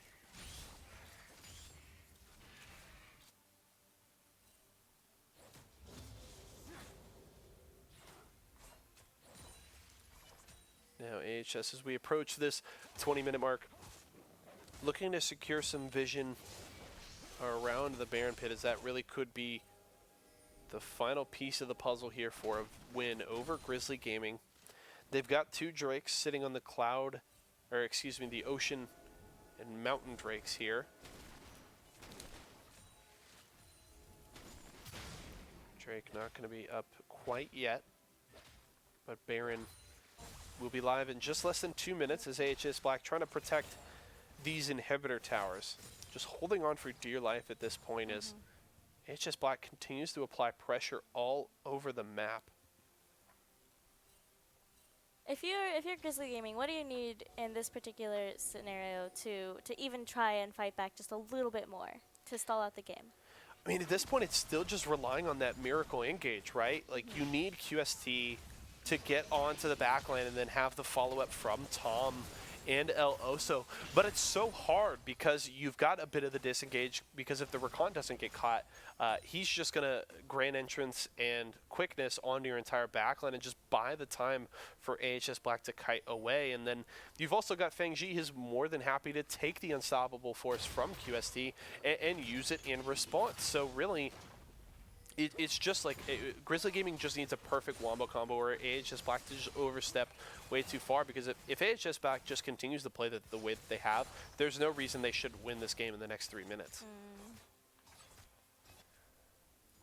It would definitely be a change of pace from what we just saw previously on the broadcast. Yeah, last game, as you mentioned so many times, it really seemed like neither of those teams were able to pull far ahead until it ended with Indeed just finding the right play and being able to finish. This time around, AHS Black thoroughly dominating Grizzly Gaming. Non-stop being able to see all those good outcomes. outcomes. It's crazy, and now they're going to take this middle inhibitor. They continue to pile up the victories here on the map as now they're going to look to peel back to the Baron. Baron will spawn. Now, this is the opportunity that Grizzly Gaming is possibly... Oh, Death Brush.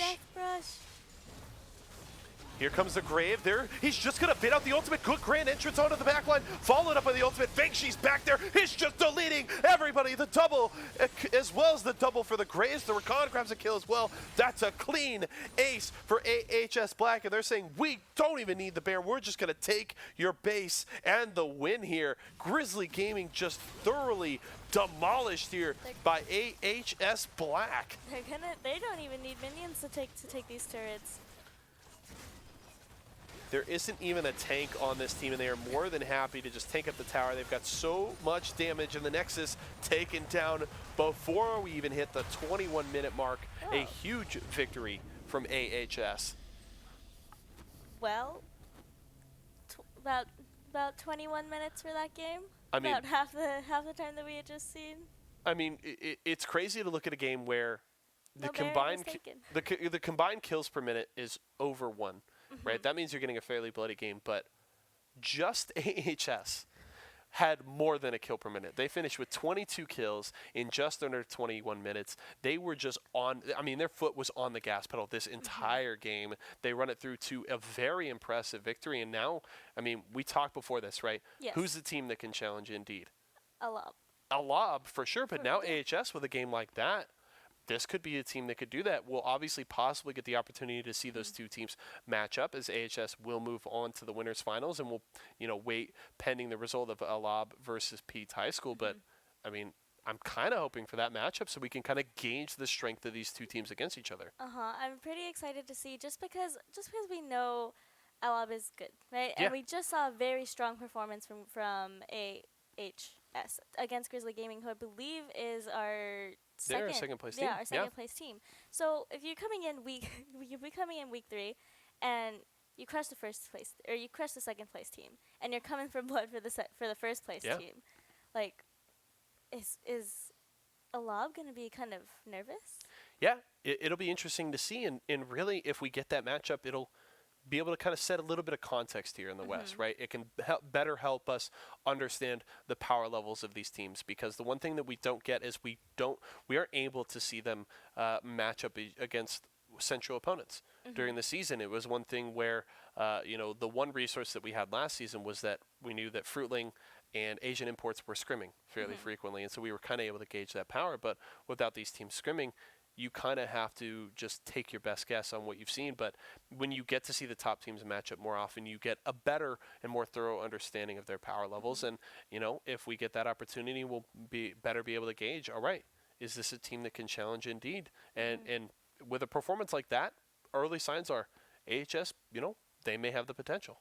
They definitely might. And as you mentioned, the teams scrimming, like in the Esports Arena Discord, they can talk to each other a lot. And I've seen it before with players just coming out or going into the Discord and being like, oh, I don't have a team. I'm in this location. Like, does anyone want to partner up? And then I've seen it a few times and that's, I think, also what happened in Central Region is that the Asian Import Squad had a few of them and then got some more people from the Discord to join for the people that they had to replace on their original team, and then became Indeed and are still very dominant into that region. Yeah. So pretty excited to see, especially if there's any newcomers in Central Region that can also hop in and be like, oh, oh, Indeed, you think you were good last season and you're good this season? Well, no, I'm going to be good this season. So definitely excited to see that, and excited to see what Western Region has just for us. Yeah, we'll definitely have to see how that works out.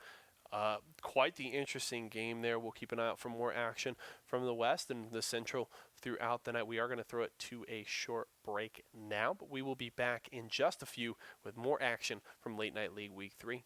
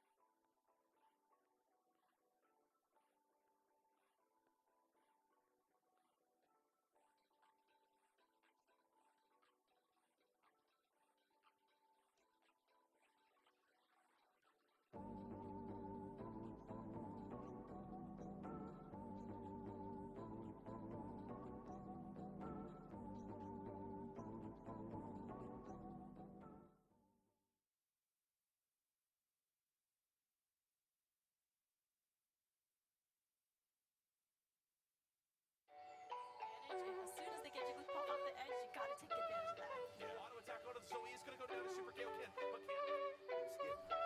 There we go. Letting in that smile.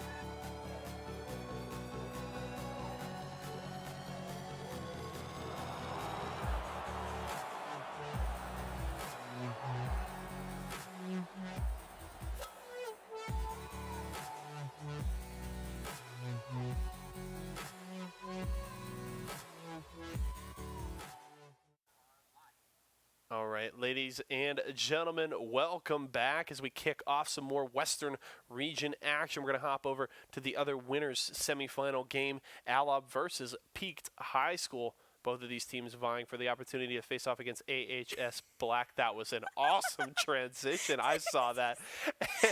We are already in Champions Select, finishing things off here for this game. We do have Alob on the red side and Peaked High School on the blue. An interesting draft so far. And Aatrox! If How do you feel get about Aatrox ult not reviving anymore? It doesn't revive at all? Yeah, it doesn't revive anymore. Wait, did I miss that in the patch notes? So it used to be it revived regardless, and then they made it you had to get a kill and assist to it doesn't revive at all? It doesn't revive. I need to read the patch notes better. I'm pretty confident that it doesn't revive anymore. All right, let's prove me right or wrong. Right here, right I'm just now. like, if it doesn't, what does it even do? I'm pretty... Yeah. Yeah. We're going to find out right now. All right, but on the side of Peak High School, we have an Alawi in the top lane, a Kayn in, I can't read, Kayn in the jungle, Anivia in mid lane, Ezreal in the bottom lane, joined with Baram. And on the side of Alob, we have Aatrox in the top lane, Hecarim in the jungle, Syndra in the mid lane, and in the bottom lane, we have Lucian and Karma. So, pretty excited. Look, see? Aatrox no longer earns a revive through kills. World What? Ender. Ha! I was right. So he just gets better self-healing and a lower cooldown? Uh-huh. Wow. I didn't even notice that. It's probably because I hit the patch notes and I'm like, all right, are there any supports here that I play? Are there not? I don't care about this patch. Like, I'm just going to play. I'm just going to keep playing my Rakan, keep playing my Yuumi, although my Yuumi got hit. Still drew a ban here, though, in this game, but the Karma coming out for Wet Gambino in the bottom lane there for Alob. So, yeah, that is interesting as Aatrox has continued to be too high of a presence, too strong of a blind pick champion that they said, all right, you don't get the revives anymore. It's just that amplified self-healing there. So Alob into Johnny Vitro's Alawi. We'll have to see how that matchup shakes out here. One thing to notice is Anivia. Anivia is an interesting pick in Late Night League because it feels like every mid laner has a high priority on this pick, or most of them. Soaring Eagle plays it a ton more shoes as well, and now we get to see LZH7 bringing it out. I love the ESA Heart Club. I wonder... I don't know what the full club name is, but That if it is, that's awesome. Yeah. You love us, we love you too. LZH7, we appreciate it. But bringing the Anivia out here into NorCal Syndra, an interesting matchup there as Anivia, very low mobility, can get heavily punished by the Syndra there, so we'll have to see how that lane shakes out. If LZH7 can stay safe, obviously the Anivia scales fairly well, has great zoning potential, good damage, and can really be a menace in these fights, so we'll have to see how things work out here, but definitely a fun matchup coming up. If you guys do want more information, by the way, I do have to mention the link is down on the bottom of your screen right now. So if you want to learn more about our leagues, head over to esportsarena.com. You can check out all the things that we offer over there. Or we can tell you right now. Yeah. On Monday nights, as you know, we have League of Legends. We have Teamfight Tactics as well. We had a full lobby available actually tonight from Oakland. Just Yeah. like 8 people showed up and were like, yeah, we want to play competitive Teamfight Tactics. So they did. That's available on Monday nights at 5:30 at most of our locations. And at 7, we do the Summoner's Rift tournament. On Tuesdays, you can join us for any Blizzard game tournaments. I believe we mostly try and run Hearthstone and Overwatch, so if you're interested in that. On Wednesday, we promote Street Fighter V and Mortal Kombat 11 throughout all of our locations. And Thursdays, we do Super Smash Thursdays, a Super Smash Ultimate tournament. And Fridays, as you may know, JC, we do Fortnite Frenzy. Fortnite Frenzy is always an interesting and fun time. You can definitely come here and check out Blendy and Mario. They do phenomenal casts every week for our Fortnite Frenzy tournaments. Definitely always a good time. So, hey, you know what? League ain't your action, or TFT. That's just fine. We've got plenty more to offer for you.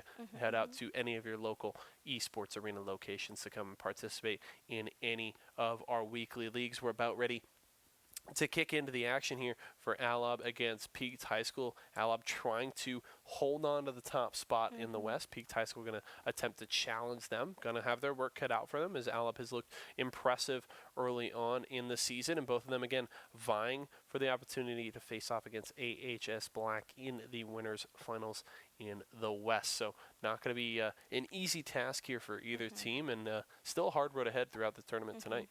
But we do run double elimination brackets, so if either one of these teams does fall right now, they still have a chance to meet AHS Black in the winners finals if they so in the grand finals. On the grand final, yep. In the grand finals. If they don't meet them in the winners finals, they will meet them in the grand finals.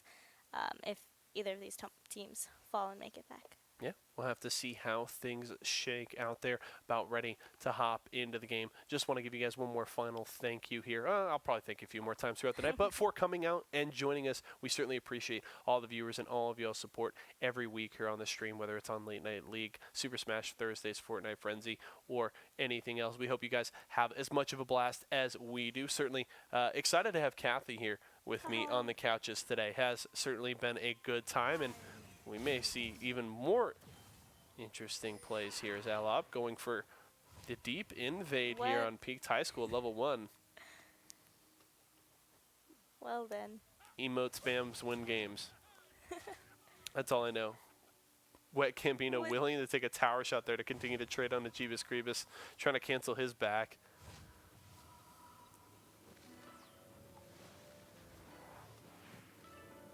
All right, all good fun.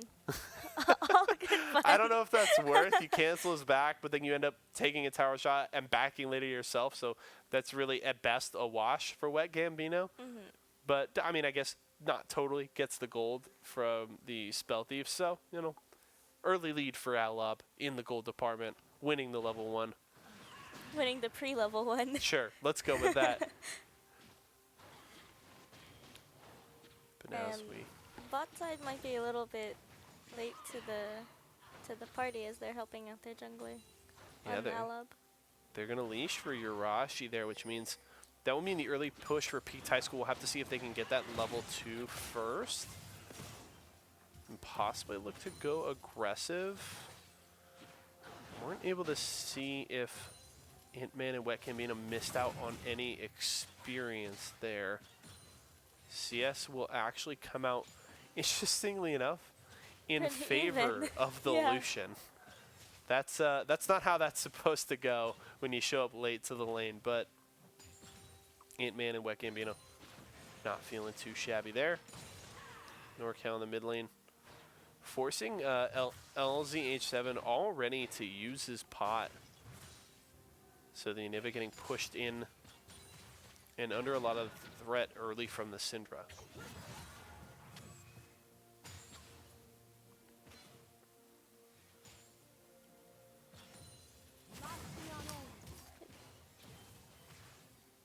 Yeah, I don't think they missed like any experience, actually, because they're really close.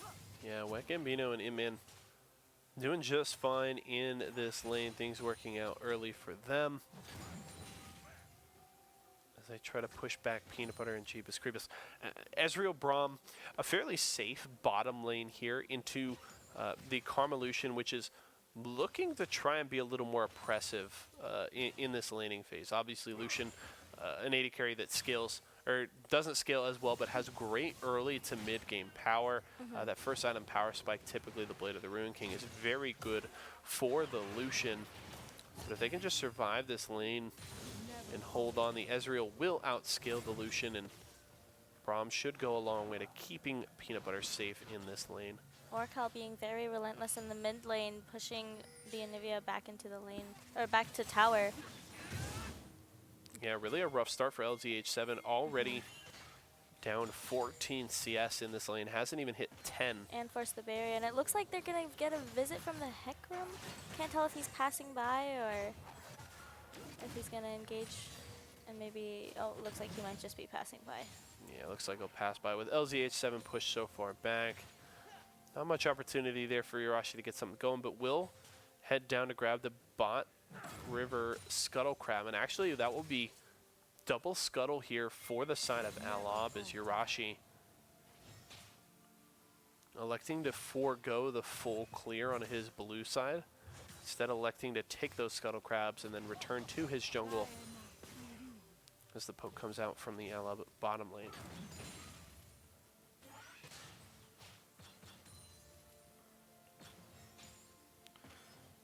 Omicron now clearing out the Raptors.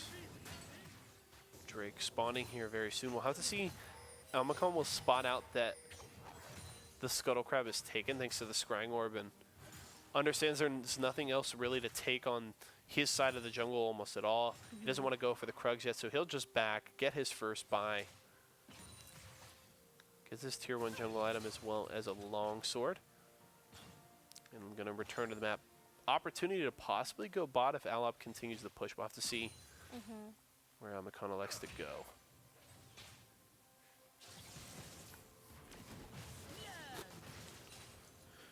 Meanwhile, top side, Johnny Vitra trying to trade into Alab there. See us fairly even up in that part of the map as the Alawi seems to be doing just fine into the Aatrox so far. And the interesting thing here for Almacon is you're going to typically want to be ganking these lanes as early as possible to try and get your way towards your transform. The longer that Almacon delays these early ganks, the longer it's going to take for him. It looks like, though, the communication might be coming through, because you do see Jeebus head just a little bit closer into lane. Looks like Almacon maybe looking to go bot. We'll clear out a ward and... Not spotted out by any vision from Alab yet. That is a level 5 Karma now.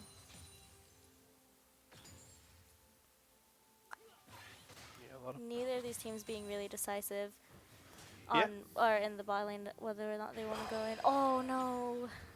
McCain thinking about going in bot lane, still elects to back away. Seems like he didn't really like how far back Peanut Butter and Jeebus Creebus were. Their positioning in the lane not giving him the confidence that they could close in for that skirmish fast enough. Johnny Vitro going to take a lot of damage top side. Here comes Alab. Looking for the kill. Flash away from Johnny Vitro.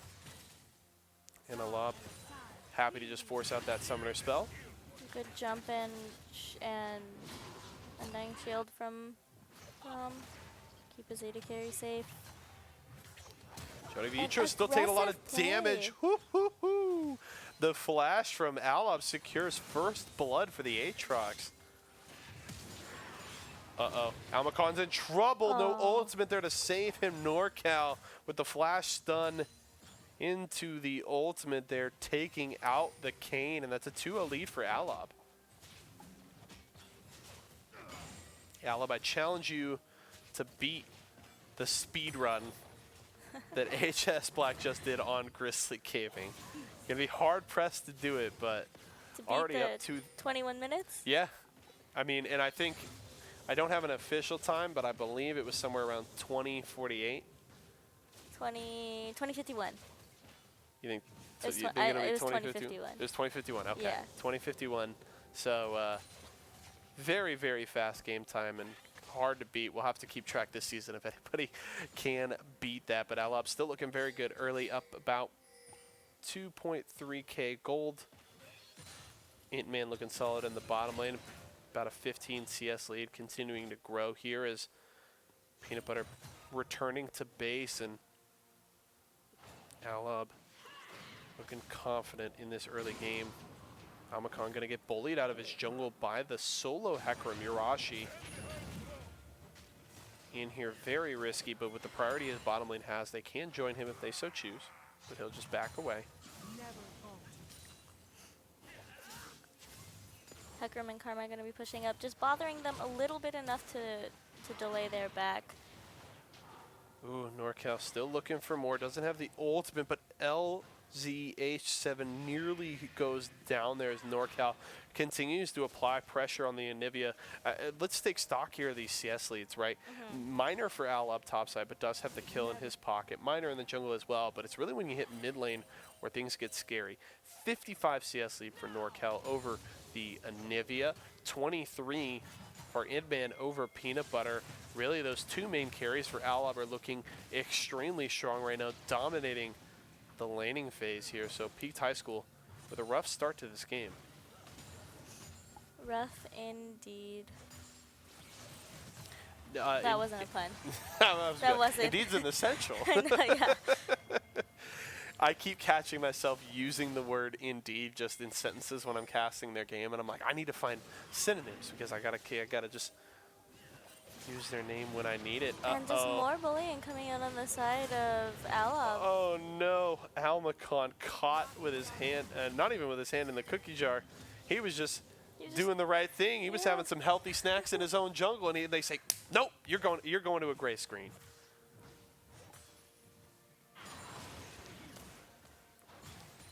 But really, well, like both of those engagements of Alab invading blue side jungle was not alone. Hecarim was not alone, and even if Almacon did want to fight back, wouldn't have been able to at just the disadvantage he is at right now.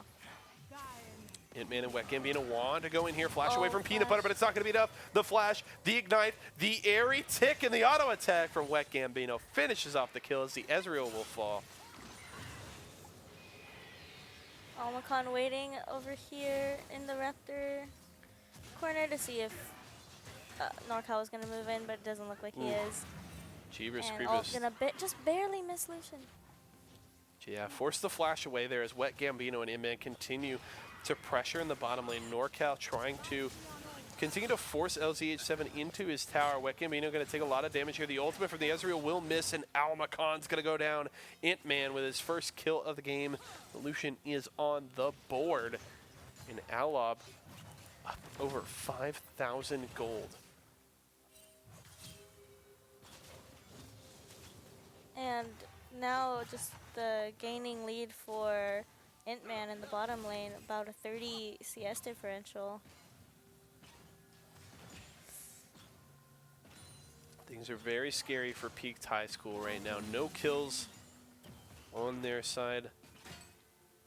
Down near 6,000 gold at this point. The poke coming out from Peanut Butter, but he can't hit Wet Gambino. The stun will lock down Int-Man for a moment, but he's still trading back. Uh-oh, he's stepping forward way too aggressively. He's burning from the ignite. Oh, but the kill and the triumph. Can he survive? He flashes away. Not enough, but still Wet Gambino going to trade back. Gets the double kill on the Karma, so Peaked High School gets on the board, but that's still 2 for Alab.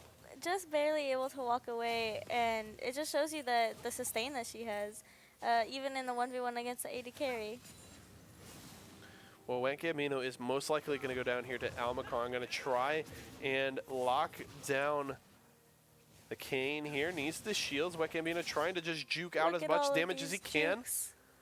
Oh wait, Heckram's coming down. Oh, Almacar goes Yurashi! down! He gets there in time. Almacar goes down. Wet Gambino survives. Gambino! Are you kidding me? The karma. The moves. Oh! What Good a prediction from Peanut Butter. slingshot. Oh, wow. Good predictions on the side of Peanut Butter for just the perfect placement on the... I forget the name True of the Shot old... Barrage. True Shot. Yeah. Yeah, Wet Gambino does go down, so that is the second kill for Peaked High School, but 6,500 gold down, and Johnny Vitro in trouble here. Going to get knocked up and take it down as Alab with another solo kill topside continues to dominate this matchup. But the thing about Alawi is that even if she does... passive coming out from Anivia on the mid lane, but the thing about Alawi is that even if she's being like heavily pressured and heavily like bullied in the early game, she's still viable in mid and late game to just be such a strong tank. Yeah, plenty of sustain on the Alawi as well. Makes her so hard to kill. Flash away here from NorCal. It's Almacan getting into the mid lane to try and knock down that Syndra. And Alab, they're able to secure a Cloud Drake here, and Intman wants more in the bottom lane, dashing forward aggressively with the Relentless Pursuit. Peanut Butter has to back away, has heal available in a moment, but no flash quite yet for the Ezreal as Wet Gambino continues to just step into the face there of Peaked High School's bottom lane, keeping their attention at all times while Intman is able to just free farm in this lane. Oh, LZH7 taking so much damage there. As Yurashi's down to the bottom lane, knocked up by the Glacial Fissure. Bot lane tower will fall. And that means Alab will break the first structure. NorCal's in trouble here. Scatter of the Weak will knock down, or knock back Almacan. NorCal surviving for the moment as they're looking to pressure bot side. Alab now teleporting into the mid lane. Wants to go after Almacan. He'll ult into the Aatrox, but it isn't going to save him for long. There's Yurashi dashing onto Peanut Butter in the bottom lane. Is going to grab the kill. Now Jeebus Creepus is alone, trying to retreat to the safety of his tower, but he cannot get away. Stunned up, Itman grabs the kill. A second tower falls. Bot as the Rift Herald is just charging through. They're going to take a tier 2 in mid, and Alab seems like they're up to the challenge right now. They're attacking a bot lane inhibitor tower right now, possibly looking to follow up with the inhib, and it's just 15 minutes and 20 seconds. Wow. This is just terrifying from Playing Alab. the early game so well. Transformation there for the Kane, excuse me, Alab, onto a Nexus tower at They 16 tried minutes, that and they're so- still getting kills. Ant-Man trades his life. Yurashi looking to take out Peanut Butter, trying to run away now. Jeebus Creepus will slow Karma him here. down. Wet Gambino still looking for the kill. Can't get the auto attack. Will go down to Peanut Butter. A little bit of greed there for Alab, but still, they nearly knocked down a Nexus turret pre-16 minutes. That was very risky for them. They barely had the minion wave there, and it was just the two of them, and they had, wow. They only had the escape into, I think that's why the Karma didn't go. Ooh. Karma would have died from the turret shot anyway, so just decided to go for it. Jeebus Creepus there with the save. Johnny Vitro would have definitely gone down to NorCal there, if not for the stand behind me from the Braum. Alab will knock down the tier 1 tower topside. So just like that, let's frame this, right? Yurashi came down to the bottom lane with Rift Herald. They go for the dive and they get that first tower. They never left. That was the first tower of the game at somewhere around the 14-minute mark. In that span of time, they take tier 1 bot, tier 1 mid, tier 2 bot and mid, bot lane inhibitor tower, inhib, and nearly knock down a Nexus tower in the span of about 2 to 3 minutes. They never left And then after taking that first tower. the Rift Herald. Yeah. which obviously helps for sure. But, I mean, they went from 0 towers taken to 6 towers taken in less than 3 minutes. That was a What is with huge these games push. that we're watching? Just incredible leads coming out from just one or both teams, and then just snowballing into evenness or into just a complete massacre. Going for the big dive here. Intman actually What? able to take down the Anivia and knocks down the Ezreal. Alob seems up to the challenge here. They say, we see your 20-minute and 51-second win over there, AHS, and we may raise you a better one. Wet Gambino going to take down Almacon, and here comes Alob. They're looking for their second inhibitor on the top side. Minion Wave spilling into the base in the bottom lane. Big trouble here for Peaked High School. They're on to the Nexus towers. They're possibly on to the Nexus. They're zoning the Braum back into his fountain. Peaked High School cannot respond to Alob. Wet Gambino buying time will go down, but Alob on to the Nexus here. Intman trying to take down the carries. They just need to focus the Nexus, beat the score. The better speed run in immediate response from Alob. Intman, no, you got to dash towards Minions! Intman, go for the Nexus! He's got the kill on Johnny Vitro. He's still surviving. Hiding. He's trying to take him down. Norca has arrived. Syndra sets up the double kill. Now looking for more. And there goes the Nexus. Pre-19 minutes. We get our fastest game of the season, and it is immediately followed up by Alob with their high score, finishing in 18 minutes and 54 seconds. What are these last two games? What is going on? I mean, we've had a fast meta for the last few months, but this is insane. Oh my gosh. That's just 18 minutes. 18 minutes, 54 seconds. 18:54. So they beat AHS's score by just under 2 minutes. 1 minute, 57 seconds. I bet you it was the 2 minutes between the bottom tower, because I feel like they didn't back. They just didn't back. Well, and the interesting thing here from them was just so quick. Yeah, and the thing that we saw in the previous game from AHS, right, was they had a fast pace to start, and they just maintained it throughout. The crazy thing here was that things looked to be moving fairly slow early, and then we just saw the acceleration from Alob so quickly. All of a sudden, the game was blown wide open. We are immediately throwing over to our next game, guys. We got ARAM Kings and Cloud Gaming. We can check out the draft here. Region.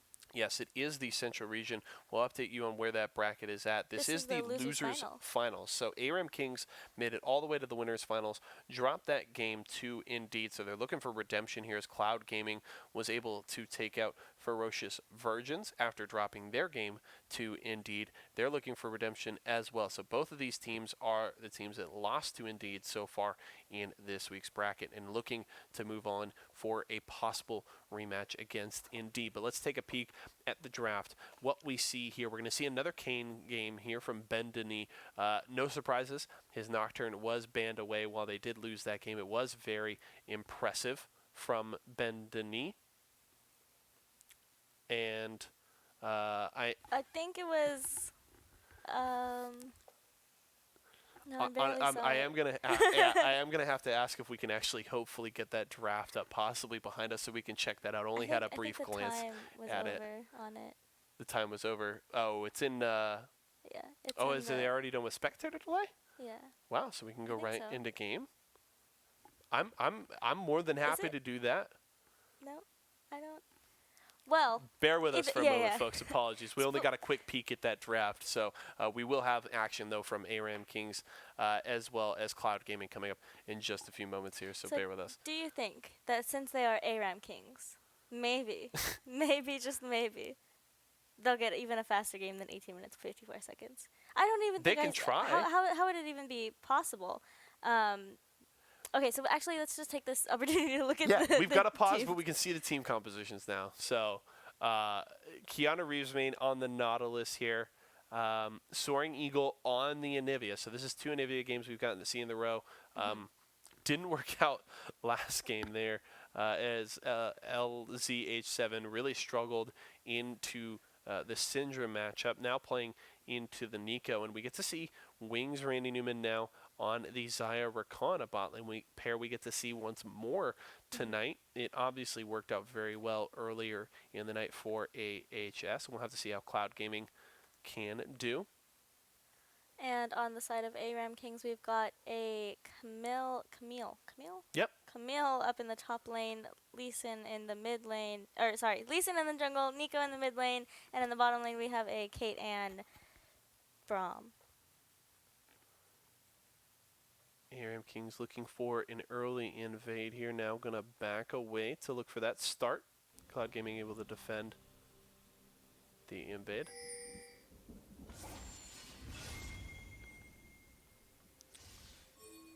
Soft enter. We've got Int Man and Soft Enter. Wait, is this a bug? What? On the mini map, you can see. Oh no, it's not. It's just Nico. Oh yeah, Nico things. Yeah. Just There's Nico a Caitlyn things. in the mid lane too. Yeah. Nico things. It always trips me out. It's always. I have the same trouble sometimes with Silas And King. stealing ultimates. Oh. And sometimes certain ones you can't tell depending Yeah. on the angle that it comes out because it isn't color coded in any way. So I sometimes have trouble going, oh, there's the ultimate from this team, and it's like, oh wait, it was the Silas instead. I just never seen it so early in the game Yeah. for the Nico. But I Yeah. guess if you want to, or if you're maybe not confident enough in the very beginning, just switch characters. Yeah. Yeah. I don't know Just be about this Caitlyn. Nico matchup. I'm just gonna be Caitlyn for a while. Yeah.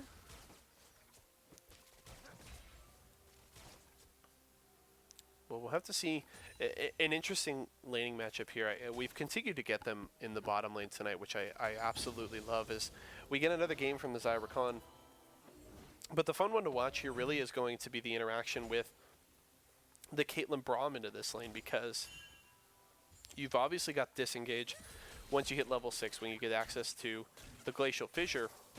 But the fun thing will be if Swiggly can land his Winter's Bites, you've got so much range on Soft Enter that it's pretty easy for the Caitlyn to proc the concussive blows and stun Wings or Randy Newman. Now, obviously, Randy Newman has a little more mobility and escapability pre-6 than the Zaya does, able to Grand Entrance away or use the Battle Dance to buy some space. But if Wings gets caught by the Winter's Bite, it could be big trouble, because you can chain the concussive blows into the traps from the Caitlyn and get a lot of damage out. So Wings is going to have to be very wary of the skill shots coming out from Swiggly in the bottom lane. As the early push comes out from ARAM Kings, we'll have to see when they're able to try and run it down mid. I think the craziest part of that is not that we had the fastest game of the season and then it was immediately beat, but by how much, Yeah. right? Maybe you see 5 seconds or even 15 seconds, you're like, wow, like they beat it, but they beat it by nearly a full 2 minutes in the next game. So absolutely crazy performance there, and we'll have to see if anybody can challenge that. Why not we just challenge them this game? ARAM Kings, come on. Give me a faster game in 1854. That would be. It just still seems that like you can't beat. I think You shouldn't be able to. Yeah, you shouldn't be able to unless you're actually just ARAMing. Yeah, unless Cloud Gaming just wants to int tonight. But no, Soft Enter is on the other team, so. Top side. Solomon getting him with some solid damage there onto the Nautilus. Keanu Reeves having to back away from the pressure top side. Nautilus already down 21 CS, so a rough start there for the Cloud Gaming top laner. And we saw when we got to watch action from Cloud Gaming earlier today in our first game, really Keanu Reeves has seemingly struggled quite a bit today in just the laning phase. But the great thing is that Cloud Gaming has been able to do a great job of helping Keanu Reeves just kind of lose gracefully, not feeding over too many kills. and then getting so many good leads across in the other parts of the map that they're able to push forward to, obviously a victory against Ferocious Virgins and a very close game against Indeed. So they know, I think they're playing around that weakness in top lane fairly well so far. And I think that's pretty much the only way you can put it. If you kind of have the idea that one lane is going to be more difficult, and just put your resources into other lanes, and especially Keanu Reeves' main playing it well enough to like realize what they can and can't do in the lane. Like, I can't go too far, I can't have this much pressure, but it looks like Bendenese isn't going to care at all and is just going to hang out in the jungle. Yeah, I mean, it's the solo queue mentality, right? Don't gank your losing lanes, just try and focus on building leads. Elsewhere on the map is Randy Newman able to dash around fairly well there, get a little bit of a trade onto the ARAM Kings bottom lane.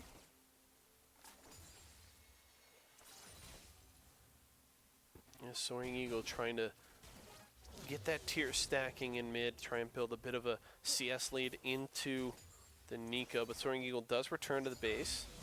Grabs a refillable potion as well as a second Doran's Ring. So plenty of income for the bird early on in this game.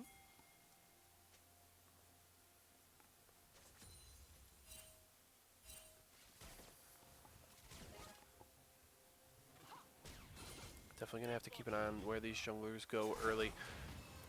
Bend a knee down to the bottom side. Wings taking a lot of damage. Her first blood, though, is Randy Newman going in aggressively on the Recon, and Soft Enter is going to go down here. Swiggly Andy trying to get away. Caught by the Q. One more auto from Randy Newman. Finishes it off. Double kill for the Recon. That's an interesting start from the Cloud Gaming bottom lane. Yeah, not exactly where you want it, but I guess if you can, just might as well take it anyway. Just to at least put the bottom lane at a disadvantage. And we see the Nivea wall coming out, not really gonna aid them since Asen had his jump available, but Randy Newman wandering up just to assure the safety for travel. Oh, Pop Blossom activated there by my mic, broke, and then the pause comes out here.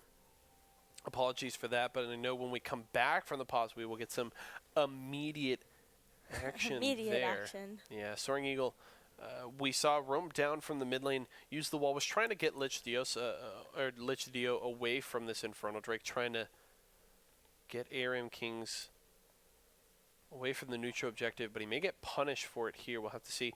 Flash is available for my mic broken. I believe, yeah, Bend a Knee is there as well.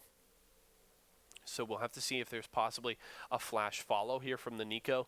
The hard part for Soaring Eagle and Bend a Knee here is they're almost going to have to preemptively flash away here. Otherwise, they could be in big trouble, because if my mic broke, you just wait right until before the Pop Blossom is about to activate and get the stun, and then you flash in and make it very difficult for Soaring Eagle and Bend a Knee to respond. We'll have to see how that play shakes out here when we get back to the action.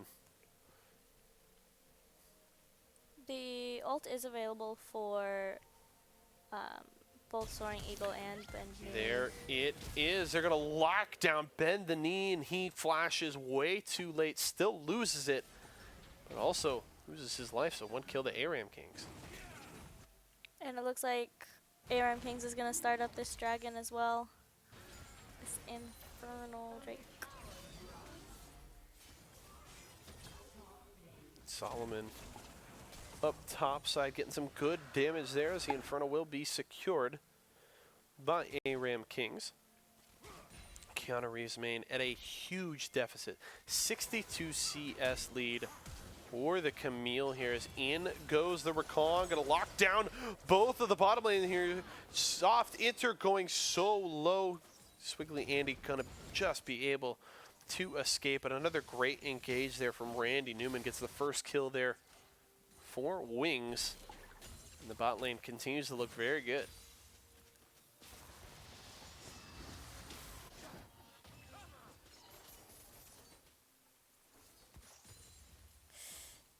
Yeah, things are not looking too hot in the top lane. junglers look about even, mid lane about even, and only a 10% or 10 CS differential in the bottom lane. Yeah, really the battle just seems to be which side lane can get far enough ahead, because the lead is heavily in favor of Solomon Olet in the top side for ARAM Kings. But bot lane, those 3 kills and a minor CS lead has Randy Newman and Wings ahead on this side of the map. We'll have to see how things shake out in those 2 lanes as Keanu Reeves has to get away, but that's the Hextech ultimatum. The Nautilus cannot run far enough. That's going to be the solo kill for Solomon Olet on the Camille as the Nautilus falls. Both players using their flash, but Solomon able to come out ahead with the kill. And not bad. For about 10 minutes, 9 minutes, 30 seconds survival. With such a huge deficit. Yeah, Keanu Reeves certainly struggling in this matchup. Bend the knee down to the bottom side. Wings gonna get kicked back, but the Q from Lich Dio does not land. There's the ultimate from Wings. Randy Newman trying to cut away. Blade Caller will lock down Swiggly Andy for a moment, but here comes the Camille. They're trying to get onto Randy Newman. There's the stand behind me, thrown up as Swiggly Andy tries to eat the damage. Soft Enter, gonna take Nautilus down coming in. Bend the knee. Teleport coming in from Keanu Reeves main. There is a beautiful hook on a Swiggly Andy. The ultimate is gonna lock down the Caitlyn for now. Randy Newman able to get the kill on to Swiggly Andy, and they'll back away. So Cloud Gaming able to trade a kill back there and keep things near even. Actually ensure that they retain their gold lead now with that kill, up about 600 gold. So both top laners teleported in that situation. So Camille's just gonna walk her way over, back on up to the top lane, and looks like Keanu Reeves main's gonna back and then head back over to top lane as well. Bendini 0-2 right now, has finished his full warrior enchant, as well as an extra ruby crystal. And in the mid lane, Soaring Eagle going to take a lot of damage here as my mic broke, just locking the Anivia down for so long. Is going to force out the egg here, but the problem is here comes the Kane. Swiggly Andy roaming up to keep my mic broke alive there, thankfully, as the Kane was looking very threatening onto the Nico, but Bendini will have to back away without getting that kill. But he was still able to get the passive out, which is good enough. Now back to the bottom lane, Swiggly Andy going to try and get some space here. A lot of damage onto Randy Newman. And the shutdown onto the Rakan there. Good job from Soft Enter as the ARAM Kings bottom lane starting to respond. Camille and Lee getting started on the Rift Herald, it looks like. Probably going to take that up and maybe take it mid or top. We'll have to see. Teleport coming to the bottom lane. This is going to be Soaring Eagle on his way down there. A lot of damage coming out. That's going to be the ultimate from the Anivia. Down goes the Caitlyn there. Soft Enter is going to fall. Stun from the concussive blows there. Swiggly Andy able to get some space between himself and Soaring Eagle. That means the Braum will survive.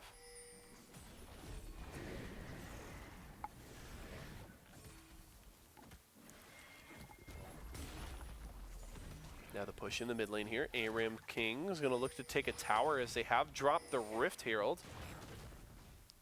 Should be able to secure that possibly. Keanu Reeves main elects to not auto-attack the Lee Sin there, not locking down Lich Dio, so he's able to escape.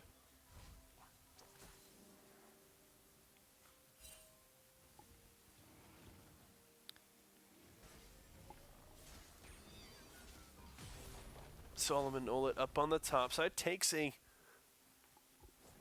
tower plate there, and looking to continue the push as the response from Keanu Reeves main will be a bit late here to try and defend the tower.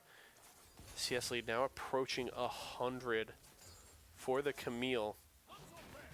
Things not going well for the top laner of Cloud Gaming. Mike broke going to clear out a ward and possible pressure bottom lane, but here comes the Kane. Randy Newman's going to want to go in here.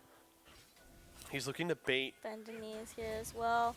Yep, there's the GLP for the slow. Randy Newman going to dash away as Mike broke is here for the assistance. Bendany has flash. He is going to get caught by the Pop Blossom. A lot of damage coming out, but it may not be enough. Randy Newman trying to get in the backline, but Soft Enter able to take out the Recon. Bendany soon follows as Mike broke grabs the kill, and that's a 2-for-0 in a second Infernal Drake for ARAM Kings. Looked like just a little bit of miscommunication during that fight there on targets on who they were going to engage in, but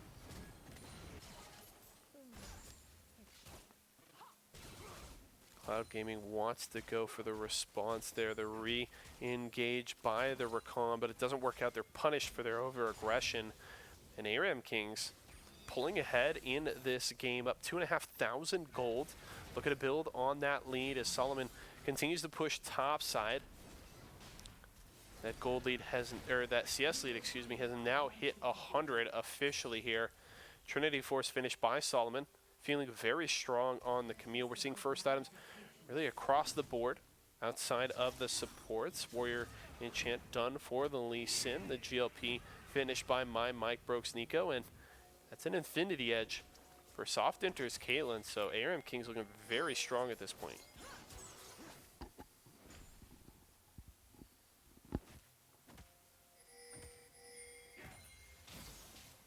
It's interesting that we talked about how really teams were building leads on opposite side lanes. Cloud Gaming, early dominance in bot lane, and oh, that just feels bad.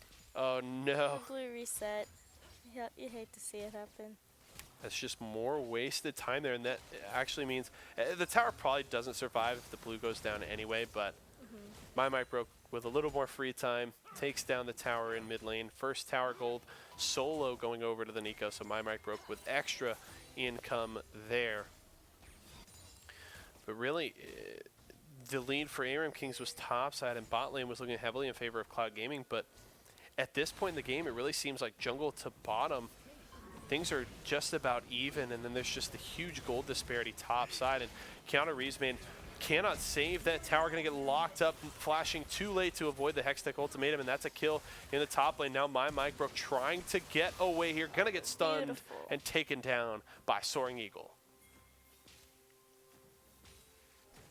Yeah, I guess Nico tried to take that 2v1 and it did not work out in the favor, but both teams losing a member here in different lanes. So, and losing a tier 2 top lane tower, it's quite unfortunate. Tier 1 about to go down in the bottom lane, and tier 1 gone already in the mid lane. So just a little bit of fighting back. Ooh, Randy Newman going in to try and catch out the Caitlyn, but Soft Enter able to flash away. Flash response as well from Squiggly Andy. That's the ultimate from the Caitlyn. Actually still hits Randy Newman, and here comes the response. Wing's going to activate the ultimate. Blast cones over the wall, but Solomon is here to follow. The Blade Caller will not lock down the Camille. That's the double kill for the ARAM Kings top laner. And Bendany trying to escape. Won't get stunned by the Camille, but it doesn't even matter. Soft Enter finishes the kill for ARAM Kings. Very strong response coming out from ARAM Kings. We saw Solomon come out almost right away with a teleport and able to catch out those two rotating still out.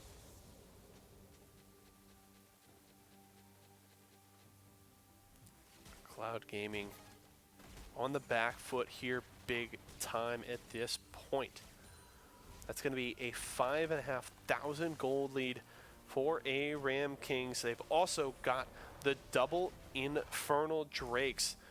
You look at the Cloud Gaming composition and you would think they've got a little bit more scaling, right? Soaring Eagle scales fairly well, so does Wings.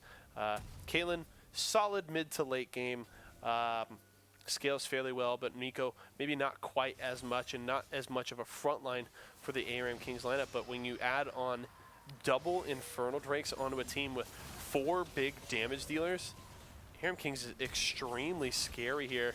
You have to back away from the aggression of Randy Newman and Keanu Reeves main there, but still holding a solid lead and feeling very good about how the rest of this game could play out.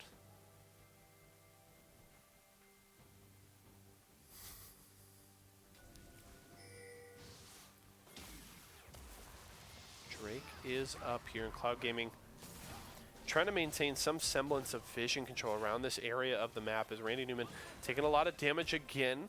Caitlyn Ultimate will be blocked that time around, and my mic broke actually going to be caught out here. Flashes, uses the stopwatch there, and the Pop Blossom won't do a thing there as the mid laner for ARAM Kings, a little too over aggressive, is going to get punished, but down in the top lane, Solomon pressuring an inhibitor tower as Lich Dios trying to defend from the Drake take here, is going to get caught by the quickness, kicks away Bendany. He is not, he dashed, he was able to Q to Gromp and survive? Are you serious? Top lane Keanu Reeves goes down in the 1v1 once more to Solomon, and that's going to be the inhibitor going down. Lich Dios is here. He seems content to sacrifice his life as long as he can stop the backs here. Soft Inter, maybe trying to get some kills in turn. Soaring Eagle going to drop the wall there and buy a little more time, but that means Solomon is still just working by himself on the base of Cloud Gaming.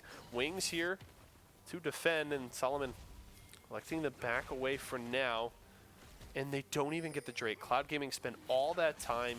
They get their backs canceled. They still can't secure the mountain. This will be a third elemental Drake. Unless Bendany can sneak in here and get a smite steal, you're going to be hard-pressed to do it. Possible? I doubt it. No, way too late. Yeah. 3 elementals for ARAM Kings. They won't beat the speedrun record for Season 3, but still looking really good here, though. Solomon caught out here and actually shut down by Wings. That's a good chunk of gold going over to the Cloud Gaming 80 carry.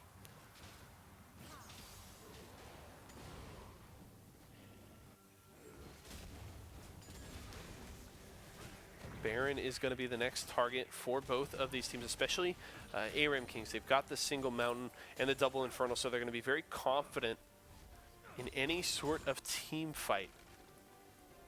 You can see Swiggly Andy right here just putting out a little bit of vision and clearing out any vision so that they can safely take this, or safely set up for it at least, and hopefully take it. Yeah, if I'm ARAM Kings at this point, I'm just looking to try and get some sort of vision on Bendany. Because if you spot him on the opposite side of the map, they're going to see Keanu Reeves down bot lane here in a moment. As long as she elects to stay down there. No, instead going to elect to join the team, move back up towards the Baron pit. So this is a situation where while you don't have the teleport on Solomon's Camille here, you're more than happy to put her in a side lane. She's already torn apart the top lane, and you should feel confident in your 4v5 to buy time. Here's Randy Newman, immediately going to get knocked up, and Lich Dios able to take down the Rakan, the Pop Blossom, able to zone them away. Good route from the Nico. Down goes my mic broke, but the Caitlyn is free-firing on the front line. Gets the Nautilus down, ults into the Anivia. Wings going to just try and buy some time. But again, Solomon just down here doing the yeoman's work in the bottom lane, but Soaring Eagle able to get a kill back in turn. Wings gets one as well. Going very low here. Solomon, good flash from Soft Inter to avoid the stun there. Can he survive? Soaring Eagle has the back of the way. Bendany is here. Dashes over the wall, but that's the kill for Soft Inter. Can the Caitlyn stay away from the Kane, doing so much damage here? Also has double buffs for the sustain. Minions in the base, taking nearly a Nexus tower. Solomon trying to threaten onto the inhibitor tower.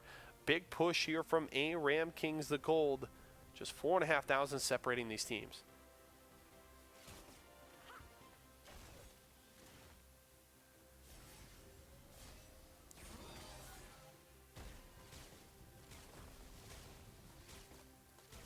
Soft Inter now pressuring the mid lane tier 2. Going to back away, recognizing the lack of vision in Cloud Gaming's jungle, and doesn't want to go down and give over that bounty gold. Caitlyn very strong right now, sitting on a full 2 items, has the Infinity Edge and the Rapid Fire Cannon. We'll have to see if she elects for some sustain, possibly a second Zeal item next. Quite a few options for Soft Inter here.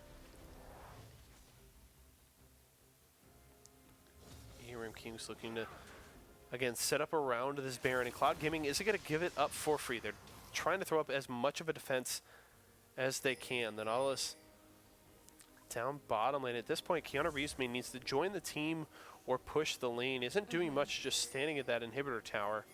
He's going to elect to go out into the lane and try and get that push. And Cloud Gaming is going to immediately turn back towards the Baron and look to burn it down. Soft are going to be able to fire away on this Baron. We'll see how quick they can take it. The Zyricon are here to attempt a response, but the Baron is burning down so low. 2,500. There's the first smite. There's the second. The secure from the Caitlyn, and here comes the team. Randy Newman gonna get locked down. There's the ultimatum onto Wings. So low, the bottom lane will fall. Solomon gonna get the kill. Lich Dios able to get it on the Recon. The double kill there for the Lee Sin. The egg comes out from the Anivia. Soaring Eagle going to fall there. The shutdown for the Lee Sin, and 4 dead for Cloud Gaming means here comes a big push from ARAM Kings.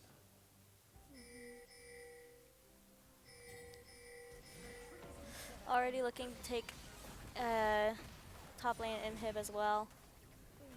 And moving on to the Nexus tower, gonna take that as well. Not much that Randy or the Keanu Reeves can do here. And moving in onto the Nexus. Yeah. And that's the win for ARAM Kings. Yeah, that's it. ARAM Kings gets the fight and the Baron. All they need to finish this game out. An impressive victory there for ARAM Kings, and that means that they will move on to face Indeed in the Central Finals after a big victory there over Cloud Gaming. I believe the first performance we've seen from Cloud Gaming this season, have to say, obviously a rough way to go out, but after taking a win over Team Central, pushing Indeed all the way to a 45-minute game, a very impressive one there, and getting a second victory against Ferocious Virgins. You know, you hate to go out in this fashion, but I think a great first performance from Cloud, and I have high expectations for them to try and come back and see if they can challenge for maybe that second spot in the Central, see if they can maybe get that victory against Indeed next time. And they will still be receiving 3 points for getting 3rd place. So not a complete loss. Yeah, yeah. Definitely take what you can get here, learn from this week, maybe come back next week stronger. They still have plenty of opportunities to rack up the points as we continue in Season 3. But we are going to go to a short break, but stick around, folks. We've got more Late Night League action when we return.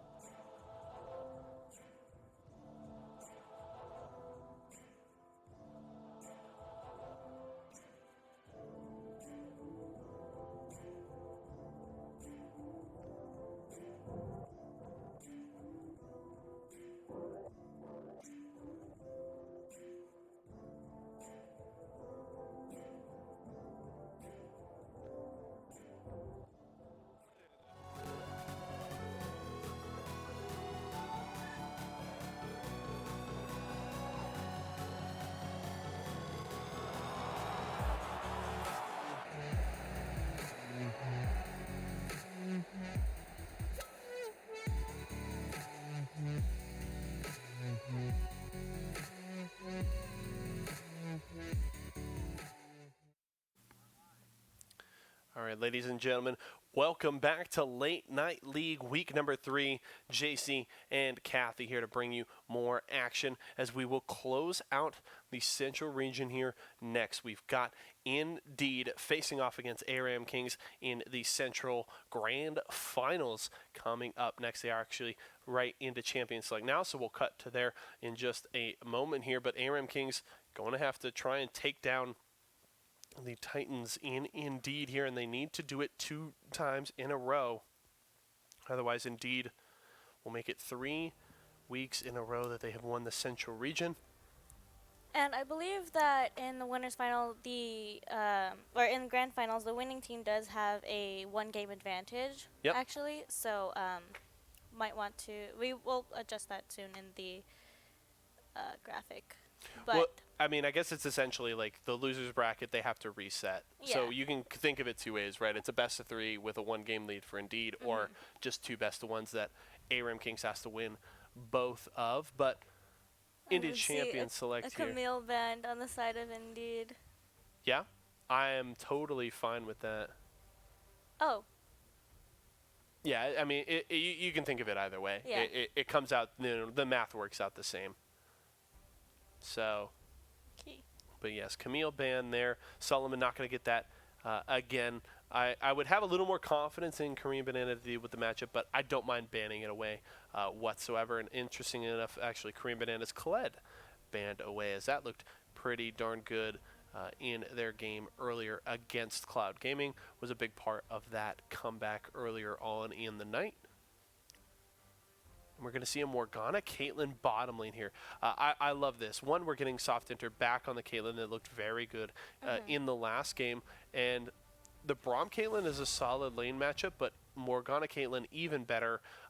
Easier CC, right? You land the Dark Binding and you immediately lock someone down. You don't have to wait to chain the auto attacks, and you can immediately get Binding into the pool along with the trap, and then you're getting headshots from the Caitlyn. So definitely a classic bottom lane pair here for the side of ARAM Kings. And we already saw a soft enter on the Caitlyn, so we do know very capable on that champion. Yeah, it definitely looked very good 1 game ago. Now as we hit that second ban phase, we're looking for solo lane bans from the side of Indeed, as we see early with the Jax, and then ARAM Kings looking to hit support and top lane there, as they already took out the Lulu. A Nautilus taken off the board there for Indeed, so that's 3 bans at the solo lanes and 2 towards the jungle. So interestingly enough, doesn't seem like Indeed is all that worried about the ARAM Kings bottom lane.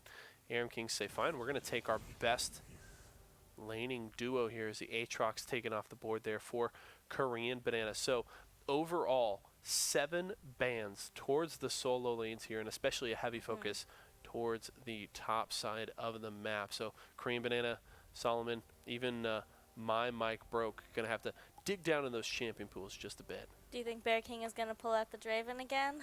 No. Jinx already picked up earlier in the draft, so we won't see that, but we right. will see the Victor picked up there. A top lane Victor we would expect possibly. The interesting thing here, you can flex the Lux to bottom lane if you would like, and flex the Victor between top and mid, or if the Lux is going mid, then we'll expect the Victor top side.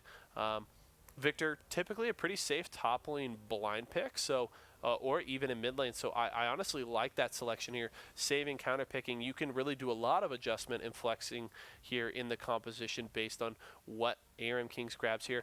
Okay, so top lane Bard? no, that's Bard support. That's actually going to be a mid lane Morgana from my mic broke there. Yeah.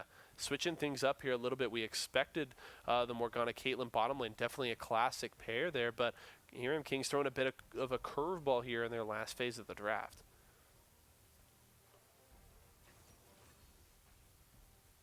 And an Urgot being picked up on the side of ARAM Kings. Yep. Another solid blind pick there in the Urgot. We'll have to see what Indeed wants to match up against that. They have their last pick here again. They have the flexibility to move the Lux, the Victor, around here and get a matchup that they want. And it is going to be the orange. So that will signal the Lux going to the bottom lane here. An interesting draft for the side of Indeed here, with a couple of those flex picks to keep ARAM Kings guessing on what is going where.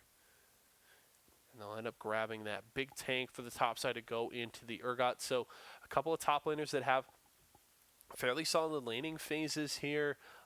Two very safe mid laners, and possibly a very volatile bottom lane here. Bard, as I mentioned before we came back to the broadcast, actually did get buffed here on this latest patch.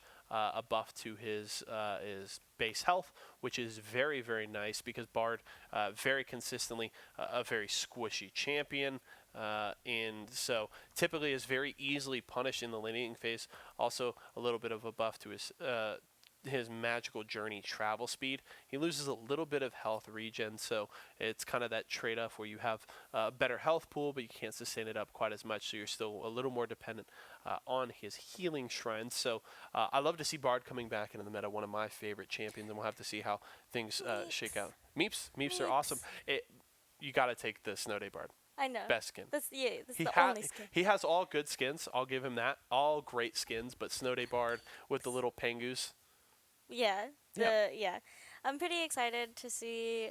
I actually really do like to watch Ornn gameplay, just because I feel like there's a lot of different ways that you can play him. Like you can play him super aggressively or just regular sustain Ornn. Yeah. And just try and be the tank for your team. Yeah, we'll have to see. And obviously, the Call of the Forge God can be a huge, huge piece of these team fights, right? You've got pretty good lockdown in other places. The Victor can lock down a good AoE spot. You've got the Slingshot and the Less Bounce from the Zac, and even the Binding coming from the Lux. And then you add on top of that the Call of the Forge God that can knock a lot of people up. There's solid engage and a lot of crowd control coming from the side of Indeed. So if you get caught, anybody on the side of ARAM Kings gets caught, you are going to get heavy CC layered on top of you, and it's going to be very difficult to get away. It's going to be very dependent on my mic broke with the Morgana, the Black Shield there, as well as some ultimates from the Bard. That's going to be a fun thing to watch too, because very hit or miss, right? The Bard ults can be very good or very bad. Just landing them on a bunch of enemies doesn't necessarily mean that you've done the right thing. So it's going to be very dependent on mid and bot to try and protect the carries here for the side of ARAM Kings if they have any hope of getting a W against Indeed. Yeah, it's going to be, I guess, I'm pretty excited. I don't think I've seen these two teams myself in like a week or two. Yeah, we haven't seen them recently, and we weren't able to stream their match in the winners finals. So right. So I guess I would like to see a more even matchup again, and then. But if there's any snowballing gonna happen in these lanes, what do you think it's gonna be? I mean, the Lux can really get going. More Shoes continues to perform on many different champions. We saw him struggle a little bit earlier in the day on the Lux against Cloud Gaming, and then things really got going through the bottom lane. And that certainly there is an opportunity to do that here with the Jinx. And I should say he's actually on the Victor here. So a little more digging deep into his champion pool is More Shoes. If I'm really looking at a lane that can snowball, it's hard to say. I think it's possibly the bottom lane, right? We saw the Caitlyn work out very well the last game with the Caitlyn Braum matchup, and once ARAM Kings kind of got their footing, Soft Inter really looked good on the Caitlyn, and we'll have to see if maybe it doesn't take quite as long for him to get going this time around. But if the Jinx gets moving, I mean, Bear King has looked very, very good throughout this year. Obviously, the Draven has been a high priority pick for him, and he looked very good on it in that comeback against Cloud Gaming earlier. And on the Jinx this time around, another very, very high DPS carry. A little more AoE damage, right, than the Draven. So he's a little more single target, trying to focus those axes. The Jinx, you can get those rockets and just be firing on the backline. And there are a few very good squishy targets to go after on the side of ARAM King. So definitely some possibilities here for Bear King to really get going. And a lot of potential for both of the bottom lanes as well. Yeah, it definitely is going to be an interesting matchup to watch down there. And a couple of junglers that have a lot of gank potential, right? Both of them can get down to the lanes pre-6. You've obviously got gank set up from I mean, you look every single lane, right? Victor's got CC, Lux is bringing CC, even the Ornn. Sejuani has got Morgana, Bard, and Urgot all to work with, and even the Caitlyn trap. So there's definitely opportunities for these junglers to affect the map. So we'll see how that works. And good man, Swiggly Andy, bringing out the Snow Day Bard, doing it right here as ARAM Kings looks like they were trying to defend against a possible invade here from Indeed. But Indeed typically plays those level ones pretty safe, pretty quiet. That means both teams will just go to their standard starts here. And Lecha Diaz will start on the red buff, leashed by the dual lane. Solomon actually going to spot out Polar Bear, so they will actually know the start here of the Zac. Good information there for ARAM Kings.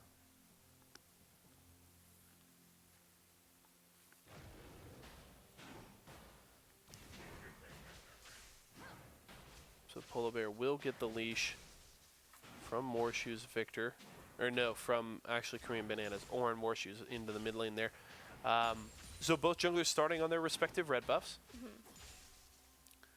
We'll have to see what their early pathing shows, see if they possibly want to get to any of these lanes early. Early push here for the side of Indeed. We'll have to see if they can get an early level 2, because level 2 for this Indeed bottom lane can be very scary, because that'll mean That's the binding potential on top of the rockets, on top of another stun potential from the Jinx. Yeah, not quite sure. You can, it's typically the prismatic barrier start from the Lux nowadays. There's the level 2. Yeah, we'll see if they can do anything with it here. My mic broke. Trying to get the push going in mid. Good stun there from Swiggly Andy. We've got all the bindings. We've got Cosmic Binding, Light Binding, and Dark Binding all in this game.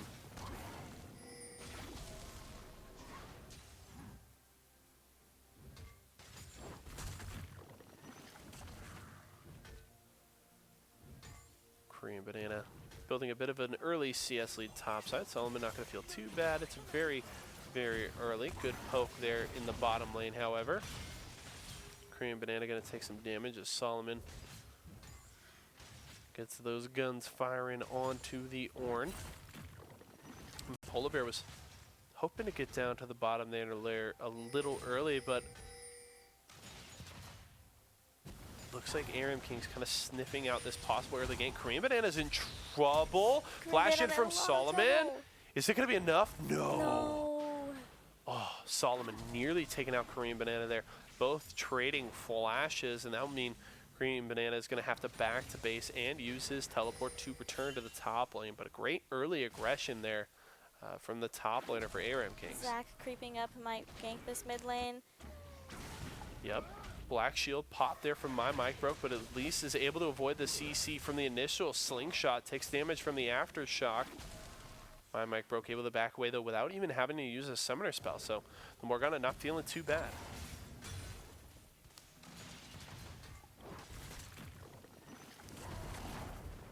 Nope.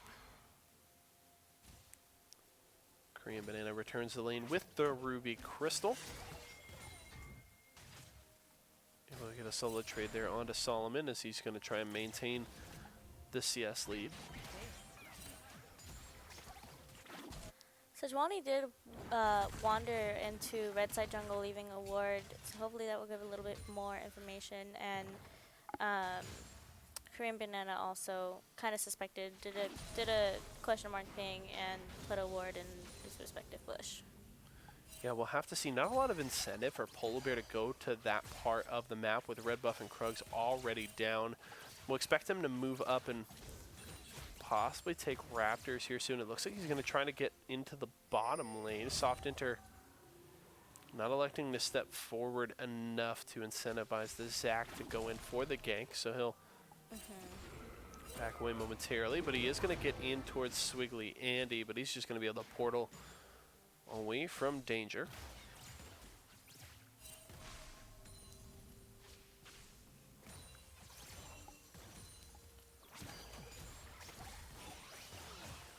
Taking a little bit of damage, but nothing too intense. Yeah, the Bard Caitlyn looking solid so far. Swiggly Andy taking the standard electrocute for the Bard here. Has solid burst. A Meep empowered auto plus your Q is enough to proc the electrocute there. So pretty easy trade pattern for the Bard as long as he's not caught by any sort of hard CC. Oh, there's the Pixel Poro. I didn't see one earlier. Oh, the new, the 2019 arcade word. I love it. I'm debating about getting the Demacia Vice word. Looks like every vaporwave graphic you've ever seen, Ah. and I love it. We do have a Sejuani over here in the river being pinged out by the Victor, who is also roamed down, but nothing gonna come out from that. Yeah, good job by Indeed, especially Morshoes, getting the wards down, spotting out Lich Dios before he can get into one of these lanes, and keeps Bear King and Wacky Strawberry safe for the time being. First Drake is going to be the Mountain Drake. That one is live. We'll have to see if either of these teams try to prioritize that early. We talked about it earlier in the broadcast. Those Mountain Drakes are not typically high priorities for teams in the early game. It's typically kind of an afterthought where, you know, if you can get a solid play on the bottom lane, get a kill or two, then you look for the Drake is kind of the icing on the cake, not quite as much as like the Infernal or the Ocean Drake, where you're actually looking to possibly set up an early play around that Drake. Polar Bear clearing out his red buff. Both junglers on the top side as Zach will return to base. Victor again doing some roaming, getting his team some vision in the river of bot side. And Bard looking to do the same thing on his little journey for his shards. Shards, right? No, chimes. Chimes. Chimes, yeah. They're little icicles The icicles. on this skin. Oh, Bear King caught window shopping there for a moment. There's some good damage coming out from Swiggly Andy. Lux Shield going to be able to protect him though, and they're both going to be able to walk away and back without a problem.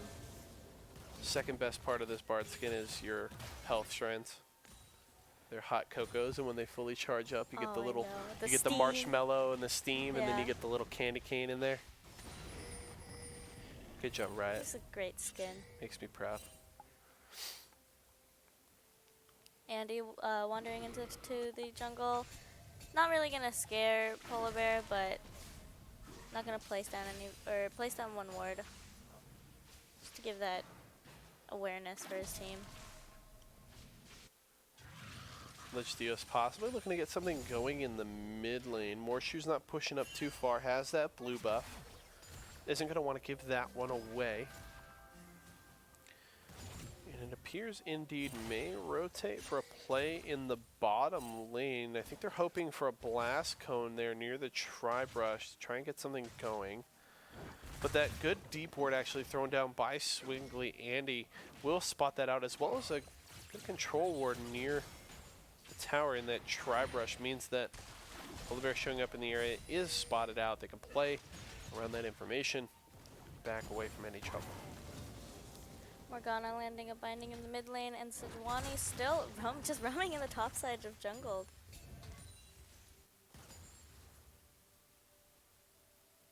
Yeah, Lich Dios seems a little bit lost on the map right now. Hasn't gotten any ganks going. Is level 7. And 10 CS ahead. Yeah, has the Glacial Prison, so playmaking is available for the Sejuani. Oh, Zach's gonna come down here for a gank, it looks like, in the bottom lane. But in the mid lane, another gank happening. Yeah, action from both junglers here. The Let's Bounce is going to knock back Soft Inter, and a lot of damage onto Swiggly Andy there. Morshoe's down, taken down to such low health. It looks like they're gonna be able to get the kill. The binding just doesn't able match to juke fast the speed. binding. Oh, but not enough. Lich Dios will be able to chase down the Victor, and Morshoes goes down. So both junglers successful with these ganks here at the 10-minute mark. Keeps gold near dead even. Only 400, maybe 500 gold separating these two teams.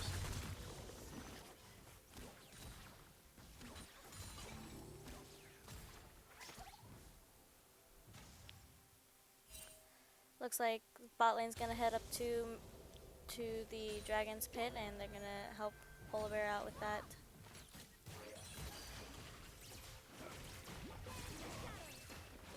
Mountain Drake here, taken down by Indeed. And Lich Dios way too late to respond here, but they're maybe looking for Bear King. The binding will not tether there onto the Jinx, so that means no stun, and the Jinx still firing away, and Wacky Strawberry able to combine with the rocket from Bear King to take down Lich Dios, and they're looking for more. There's the Orn Horn, not able to knock up Swiggly Andy. He is able to get the stun though, and maybe looking for a kill here on a soft enter. Morshoes not able to get enough damage though. Caitlyn will back away, and it's a 1-for-0. Perhaps a little bit of overcommitment on the side of Indeed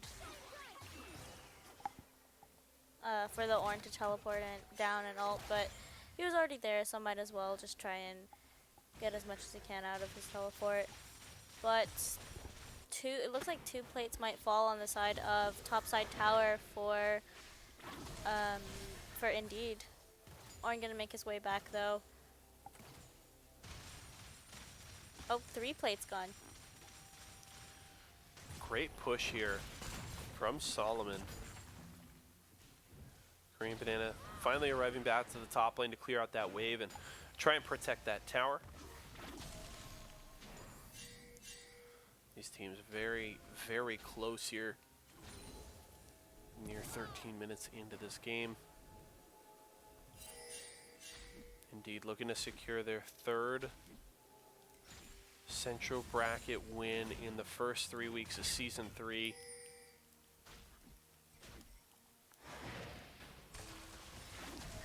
Good binding there from my mic broke, but doesn't elect to follow it up any further, as Morshoes will back away.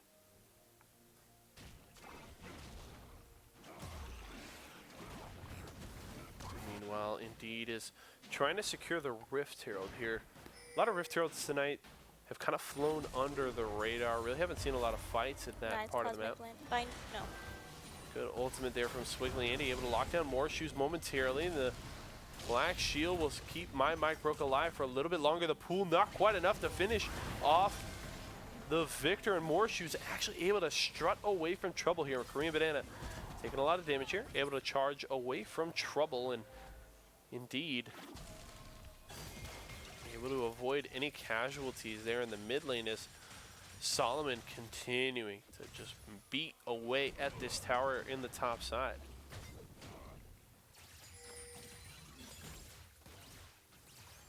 Meanwhile, soft enter. Good lead in the CS department so far. Grab the coal, so that's even more gold. Soft enter is looking to grab, and he's already sitting on a gold lead at this point. Has his boots, able to buy the pickaxe and the BF sword, so he's feeling pretty solid at this point. Both junglers are going to be hanging around on topside right now. Looks like Sejuani is going to back though.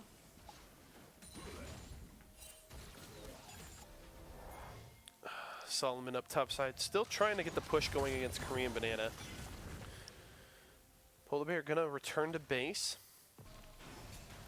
Has the Cinderhulk finish as well as his boots, and Morshoes just trying to keep some pressure in the mid lane. Up about 20 CS at this point.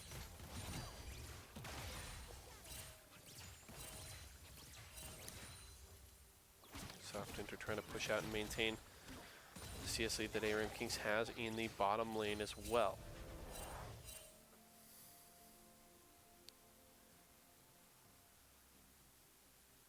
Things so close in this game. Just 1,000 gold separating these teams as Polar Bear looking to get to top side. And they're going to just pile in on top of the Urgot. Solomon getting thrown into the bounce house, and Korean Banana grabs the kill top side.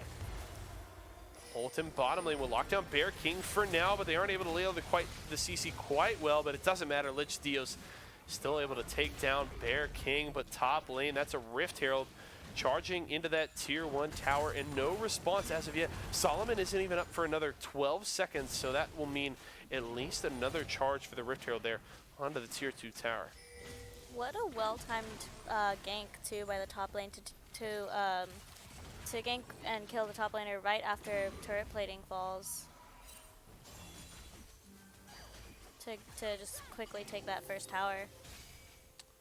Yeah, meanwhile in the bottom lane, ARAM Kings trying to respond with a tower of their own, but not able to take that tier 1 down fast enough. They obviously don't have a Rift Herald of their own.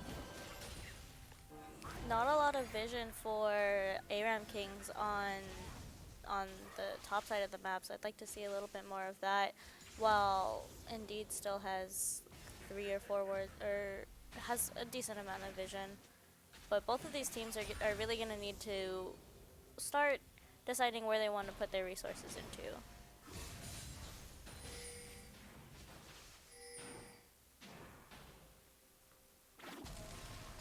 Hi, Mike Broke, just trying to keep more shoes at bay here. The Victor doing solid in the lane, but has not this. Okay, he was in the brush. For a second I thought Lich. Oh, the smite over the wall, Lich Dios. He takes the blue. The BM steal there, has the ward over the wall, just walks up and smites it away from Polar Bear. How angry. Now they're trying to get onto Morshoes here, who is blue buffless, and that means there's like no mana for this Victor. Morshoes just able to flash away. Here comes a response from Indeed. Solomon able to get a big ultimate there, and Morshoes falls. So is Polar Bear. Soft Enter trying to fire away and get some kills for himself. Lich Dio's gonna nearly go down to the rocket. Good job by Soft Enter. Eats the rocket, uses the heal for Lich Dios to keep the Sejuani alive, and that's 2 kills and possibly a Mountain Drake for ARAM Kings. Korean Banana here, able to get the finally knock landed up. onto the Caitlyn. Yeah, a lot of damage on a Soft Enter, trying to get away, but that's Bear King excited. Lich Dios is going to go down to the rockets. That's a double kill, and the shutdown. Here comes the Jinx. My Mike Broke is dead. Oh, Solomon, Olin, gracious. try to get onto Bear King. Not enough shotgun needs to take down the Jinx. That's a double kill for the Ornn, and 4 kills in response for Indeed. Whew. What a huge swing in that fight that looked completely lopsided in favor of ARAM Kings, but Bear King goes aggressive, gets the 1 kill he needs to get the excited, and just starts popping off in that fight. Do you think that's a potential snowball effect? I mean, it is. We talked, you asked earlier about which of these lanes had the opportunity to really snowball, and the Jinx for sure. I mean, now sitting at 2, 1, and 4, gets 2 kills and 2 assists out of that fight, has the Infinity Edge, able to finish the Zeal, and also already has her Berserker Greaves. So Bear King is going to become an even bigger threat as this game continues on. I would expect a rapid fire cannon from the next item, and that's just going to be very difficult to deal with now. Morshoes having to back away from Lich Dios, but here comes the rest of the team to pile on the ultimate from the Victor, just shredding through the ARAM King's health bars. Swiggly Andy not going to be able to escape as the laser from Morshoes finishes off the kill. That's 2 for 0 for Indeed. 2 for 0, and the falling of their first tier mid lane tower. Indeed. Finding the plays that they need right now, up 2,000 gold and have the 2-0 lead in towers. Mountain Drakes are even, 1 apiece for these teams. And as we approach the 20-minute mark, Baron about to be on the table. The next team fight is going to be huge in this game. Something tells me Indeed may have a little bit of a bad taste in their mouth from that long game against Cloud earlier in the night. Something tells me they are not going to want to go that deep into a game the rest of this week. They're going to be looking for a fight, a Baron, and a win as soon as possible if they can get it. Do you think that that long game had an influence on their champion picks? I'm trying to remember what they played. I know Lux mid from Morshoes for that game earlier. I don't think so. I think if you still get the victory, and with the performances that Indeed has had, I don't think you need to change things too much, right? You obviously look at that game and say, okay, Like, we've got to clean up our play. We can't let a team like that get that kind of big lead. And I think I don't think it influences their draft as much as it just influences kind of their attitude in the game, right? They're trying to play with a little more pace, be a little more clean as well, and I think they've taken every opportunity to try and punish ARAM Kings. They've made a couple of mistakes. For example, the fight near the blue buff where they lose the buff and then kind of get just caught out of position. But then every time they've seen an opportunity to punish aggression there from ARAM Kings, they've done it. And they're looking to do it here again. Polar Bear getting onto the back line here. The Ornhorn is going to knock up a few. Good job there from Korean Banana. Solomon's going to go down here. Polar Bear as well is going to fall, but that's a kill for Morshoe. So it's a 1-for-1 here. And they may... don't rotate to the Baron. You don't have smite. Just push to good. They're just going to push for the tier 2 in mid. I know the temptation is there. You've got a Mountain Drake. You've got a lot of damage, but it's too risky, especially with Lich Theos still alive for the smite steal. So they will just look for the mid lane tower. Should be able to take it down here fairly easily. There it goes. Green Banana charging away, and they'll look to reset here, possibly. And they're not going to drop any vision. They do have the pink ward already in the pit, so they'll just look to wait. Polar Bear is back alive now, and yeah, they're looking for a team fight to open the door for Baron.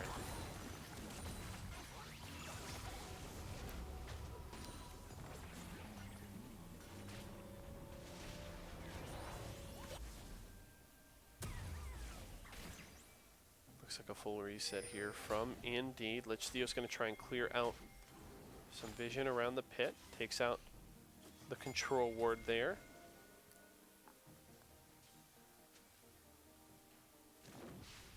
Infernal Drake is spawning now. I like this from Indeed. Recognizing that ARAM Kings is not going to be aggressive enough and honestly just don't have the damage yet to threaten that Baron. So they're going to go for the Drake, possibly. There we go. Victor got the blue buff. Yeah, this time around. This time. Both teams posturing around this Infernal. Both top laners have teleport available.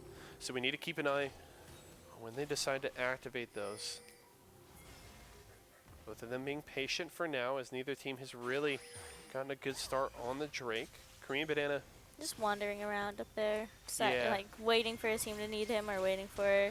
Yeah, it seems like he was debating to see if he could maybe walk down to the fight. Polar Bear is going to go in. The flash in. Oh, good smite steal there from Lich Theo. Has the Glacial Prison. Polar Bear taking a lot of damage. He's going to be forced into the passive. Good ultimate, though, from Wacky Strawberry. Will take down my mic broke. Ornhorn into the team. Knocks up a few. Morshoe's backing away. Has a lot of mana. Looking to take down the Bard on the side. Lich Theos is going to fall. The Jinx is excited. It's the double kill for Morshoes. Solomon cannot escape. That's an ace. Clean from Indeed. They're going to look for the Baron, and they have busted this game open. I said Polar Bear, but I didn't mean it. I meant Victor. Oh my With the goodness. double kill. What a fight. What a fight indeed.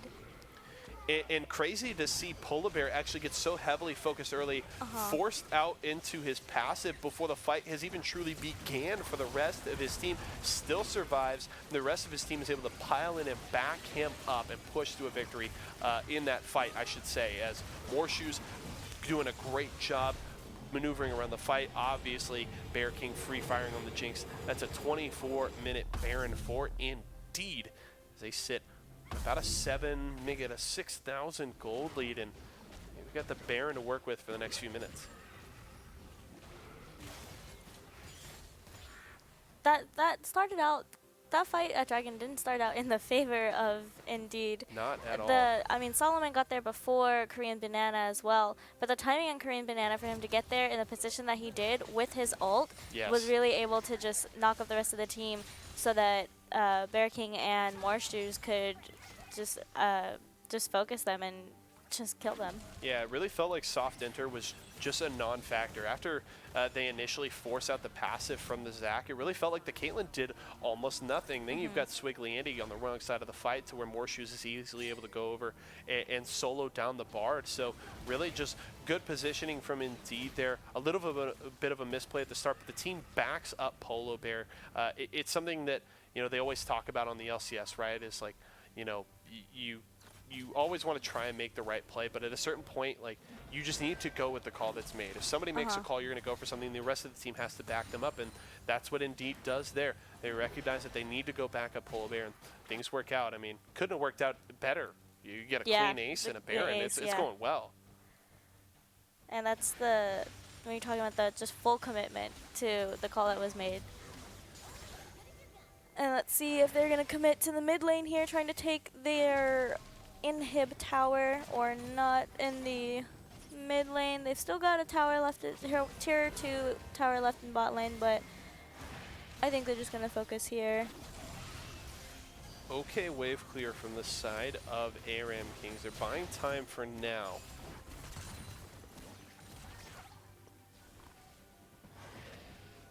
Indeed. Looks like they are hoping for a possible engage. I think they're hoping for ARAM Kings to step out a little too far. Yeah. Or she's just trying to use what poke he can. Swiggly Andy threatening with the portal. Try and get Indeed to back away. Here comes Polar Bear going in for the dive. Swiggly Andy ults onto himself. There's the Let's Bounce, but Polar Bear is locked down. He's going to get put into the meat grinder, but there's the Lux ult into the face of Solomon. My Mike Broke has to back away. Soft enter fairly low, so is More Shoes, and it seems as if Indeed losing their jungler will back away for a moment, but the Jinx still firing away with some rockets here. There's some low health bars. They need to be careful of a super mega death rocket. No, it's actually on cooldown, used earlier in the fight. So ARAM King's confident, able to stave off the push from Indeed for the time being. Indeed now going to rotate to the top lane. I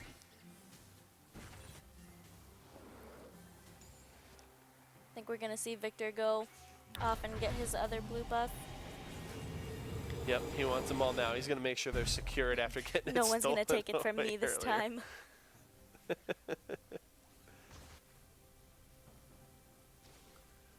Let's see, they've got top lane pushing, bot lane pushing. What's their next move? What's the next move for Indeed? It's hard, right? Because we just saw it. It's not easy for them to siege into ARAM Kings right now. So you could try and bide your time. You're going to go for this Infernal Drake right now. That'll even out the Drakes at a Mountain and Infernal each. I mean, if I'm Indeed, you're really looking for a pick like this. Swiggly Andy just getting away. Has to be very careful, that Bard. Again, we mentioned earlier, such a low health pool that he gets caught. He can get knocked down very quickly. But that is the Infernal Drake going down. I mean, Baron buff is gone, so really if I'm Indeed, you're just looking for another fight. You're trying to catch ARAM Kings outside of their base. Oh, where are they going? Looks like they're going to rotate topside. Maybe try and clear out some vision around this blue side jungle. Look for a pick, possibly. They're going to try and get that wave pushing for them as well.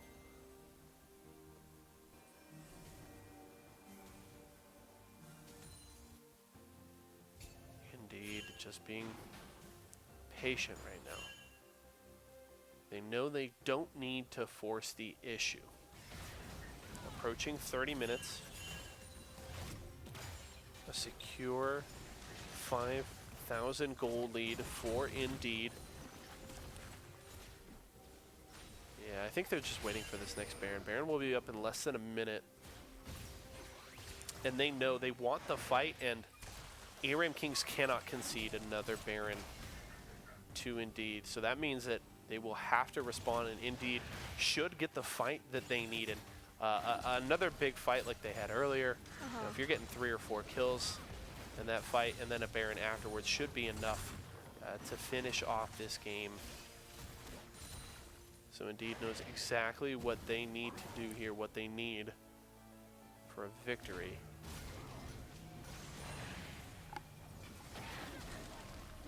Continuing to clear out waves here. Seems that ARAM Kings is playing a little bit more cautious in how far they're stepping away from the rest of the team. So they kind of did realize that, oh, they keep getting these really good team fights because I step a little bit too much forward. But they are going to be able to take the tier 2 top lane tower. Yeah, Yeah, I agree. Tempered aggression here from ARAM Kings. They recognize what Indeed wants from them. They want them to step too far forward, give them that fight, but they aren't going to have an option here. Pings onto the Baron. Possible death brush set up by Indeed. Okay, they know they're not in the pit. I think they did ping one of the bushes. Good job there from ARAM Kings, dropping the blue trinket into the pit to help them avoid the death brush, but they need to go now. They need to recognize that Indeed has turned on to the Baron at this point. Bard is here, Lich Dios nearby, but the Baron's already at 4,000 health. Can Lich Dios get another smite steal? No. It's going to be a big one, zoned away by Korean Banana. Dashes into the pit. Who's got the smite? It's actually going to go to the Jinx, secured by Bear King. And here comes the team. Going gold is Morshoes and Bear King for now. My Micro trying to survive, but ARAM Kings is burning down. We're not on the Howling Abyss. There's a Baron buff that's going to come charging to your base this time around. And here comes Indeed, looking to try and chase down those Stray members. Lich Dios the only one going down. Flash away from Soft Enter. Can he escape? A little bit of sustain there. Morshoe's going to take down My Mike Broke, and the ultimate from Soft Enter will deal back a little bit of damage. 2 for 0 for Indeed. They've got the Baron, and they're looking for the base. With 2 members down from on the side of ARAM Kings, it does look like they'll be able to take at least this inhibitor tower, possibly inhibitor. But they do have Baron buff, and they've got that Canyon minion. They might just go for another a Nexus tower on this if they want to. They could. It's a little risky. It's a little scary. Yeah. But they do have mid lane crashing here too, so. Yeah, all the waves are pushing in their favor right now, so they can look to try and take mid lane inhibitor tower for sure. They are going to get engaged on, but this could be actually a good fight for them because they still have the numbers. But that is the Ornn going down in the fear on 2-3. Solomon goes down though, and here comes Bear King. He's excited. Lich Dios taking a lot of damage, but Soft Enter able to stay away for now. Good binding onto the Jinx, but that is the inhibitor tower falling. Now looking for a second inhibitor. Bear King firing away with the rockets onto the inhib. Polar Bear just zoning away the Bard for now, and Indeed will back away for the moment. They really did take the Baron advantage and just roll with it. They were able to get 2 inhib towers and 2 inhibs. Surprised no one's going down to bot lane, but why they don't really even need to. They've got the wave crashing there already. Yeah, the conservative response there from Indeed after the aggressive engage from Solomon there that did end up taking down Korean Banana. So it seems like Indeed saying, okay, we still got a lot of time to work with on this Baron buff. Let's back. We can go back to the bottom lane now. The wave, as you said, is already prepped for them. And ARAM Kings is going to be hard-pressed to defend against that because now you've got Polar Bear back at full health, Korean Banana alive with ultimate available, and both of them are going to be more than happy to dive the backline, right? Yeah, they're going to try and get that elastic slingshot after those priority targets, and this tower already sitting at about half health, I think. Yeah. About 66%, and it's going to go down really fast. You got a Jinx and a Baron-empowered cannoning and free firing on that tower. It's going to go down very quickly. Not a huge mega wave here, but they still have something to work with as another one actually comes in just in time. Reinforcements arriving for Indeed as they're looking for a 3rd inhibitor. Super Minions crashing on the top side and on their way in mid. Here comes the dive we were looking for. Polar Bear trying to get back there. Final Spark will miss, splitting the uprights, but they're trying to get onto Solomon. Now Jinx firing over the wall, excited as Morshoes gets a kill. Lich Dios falls. That's the double for Morshoes. Soft Enter firing away. Polar Bear is going to go down here, but still, it may not matter. The Caitlyn is running the wrong way here. Triple kill for Morshoes. Firing away is Bear King as just the bottom lane still alive. Flash away from Swiggly Andy to try and escape, but it may not be enough. The reign continues as Indeed will be your central champions in week number 3 of Late Night League. They're just going to try and grab another kill, clean up, pad the stats just a little bit more, and finish off an impressive victory in week 3. Morshoes ended that game with 8 kills. Big game. over a third of his team's kills there. 8-2-5, another impressive performance from the Indeed mid laner. So I guess they obviously didn't take as long as the first game that we saw them in, and they just didn't need to rush. No. They didn't need to rush. They made all of the right decisions, and they ended the game with 9-21, so more than enough kills for their team, and very well paced on the side of them. Very impressive gameplay from Indeed, as expected. Indeed. And I think what we saw here was something that Saber and I talked about a lot last week, where we were seeing teams going through their checklist, right? Dotting their I's, crossing their T's. And that's what the side of Indeed this time. They saw what happened when they kind of let things get out of hand in early and mid-game against Cloud Gaming earlier today. But they really looked at this and said, okay, let's take our time. We know what our win conditions are. Let's get the fights that we need, take the objectives, and we can just work our way through it methodically, step by step, and it gets them a very clean win. Yeah, so we do see them getting the next 10 points, securing their spot in first place, and I'm pretty just excited to see what they'll bring back next week and see if they can get just watching them grow from last week to this week, and what we're gonna see from them next week. Hopefully, we'll get like a even more toned game. Yeah.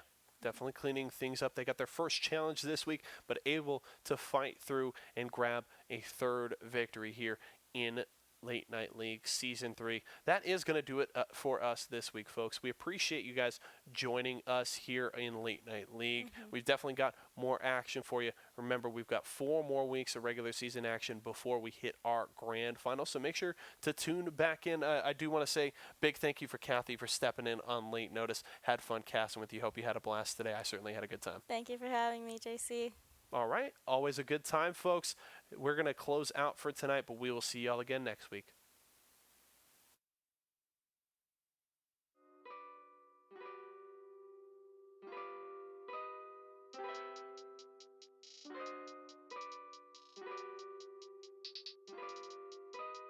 Thank you.